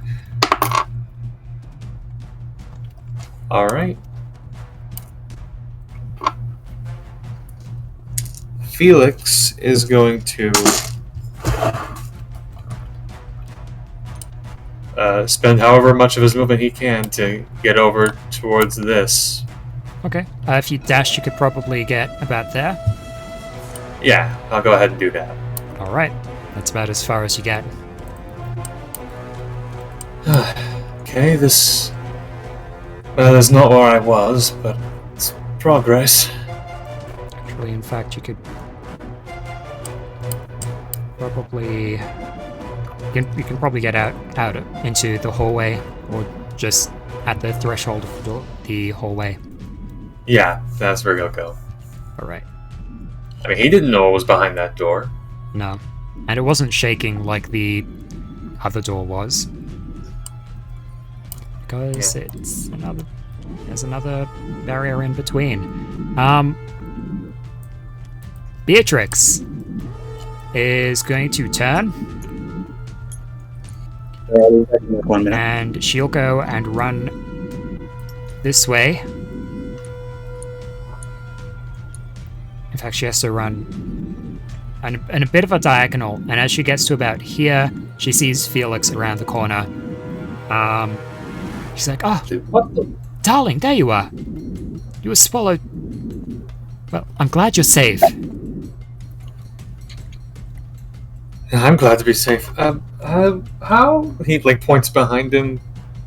I went down. You would... How? Were you looking for me? Well, yes, of course, darling. How long was I falling? Easy.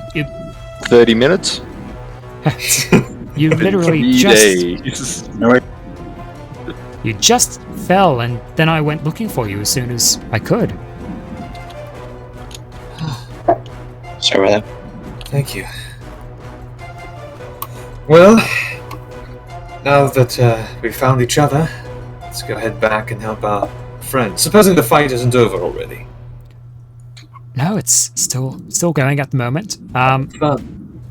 Beatrix is going to action to dash. She can't. Never mind. Can't knowingly move closer to The source of her fear. Yep. the source of her fear, and she knows the fear is back over that way. Does she get is this the kind of fear where you roll at the end of each of your turns to see if you're still frightened, or is it just perma fear? That's a good question. Yeah, Alex, that is a good question. Why won't you tell us? Can repeat the saving throw at the end of its turn. Yeah, that's what I thought. Well, Lathia's unconscious, so... Does that mean I automatically succeed or fail a saving throw for Fail. fear? I'd say Well, if fail, it's- probably. Ah, But to be Beatrix! fair, you never gave Chris the option for the spirit.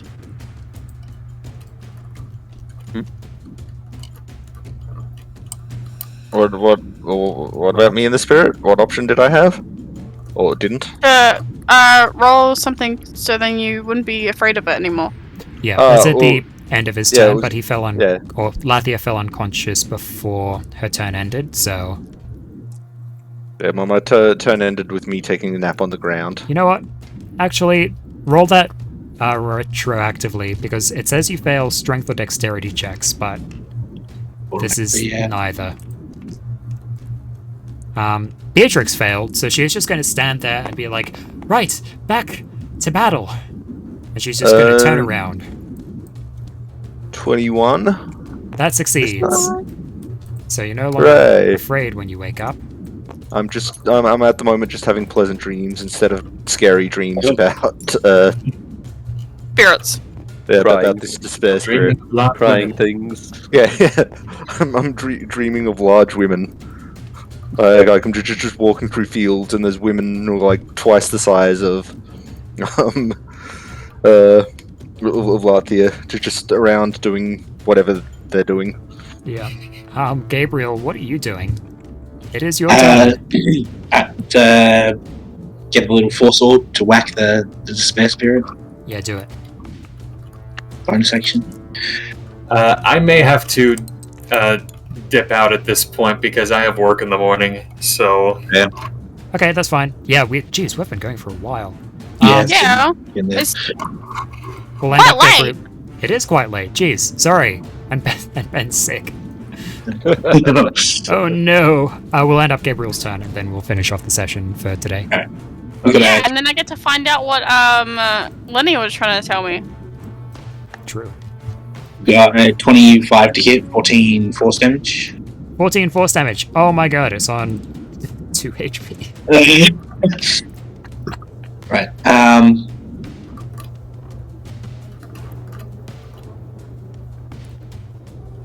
I'll just bash the staff on the ground and do a little 10-foot burst radiant thing just to hostiles. Yeah, I think that kills it. It does no damage if it succeeds the save, but it's Okay. Maybe it a won't Constitution kill save again. it. Constitution. Excellent. Yep. It only has a +2 to that. That's an 18. Jeez. That'll fail. That'll fail. That'll kill it. As the Despair Spirit disappears, one of the orbs deep inset into the roof of this chamber kind of fades. And you're no longer Just frightened pops because like there is no a- longer a source of fear. No, what are you talking about? It pops like in Phasmo when a light goes out. Haha! Unfortunately not. How many more is it? Of How many these more like is like recessed lights? I haven't noticed them. I don't even know they're Roll a perception check. there.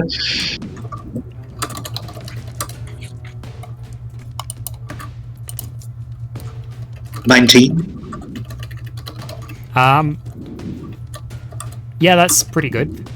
There are, as you're looking around, there are at least 5 other glowing, or particularly bright glowing lights recessed into the ceiling. Okay. Yes, my turn. All right. And Just go as over we here. come to the end of that turn, we move into the next round of combat. As we end it here for this session, so people can go rest and eat. Excellent.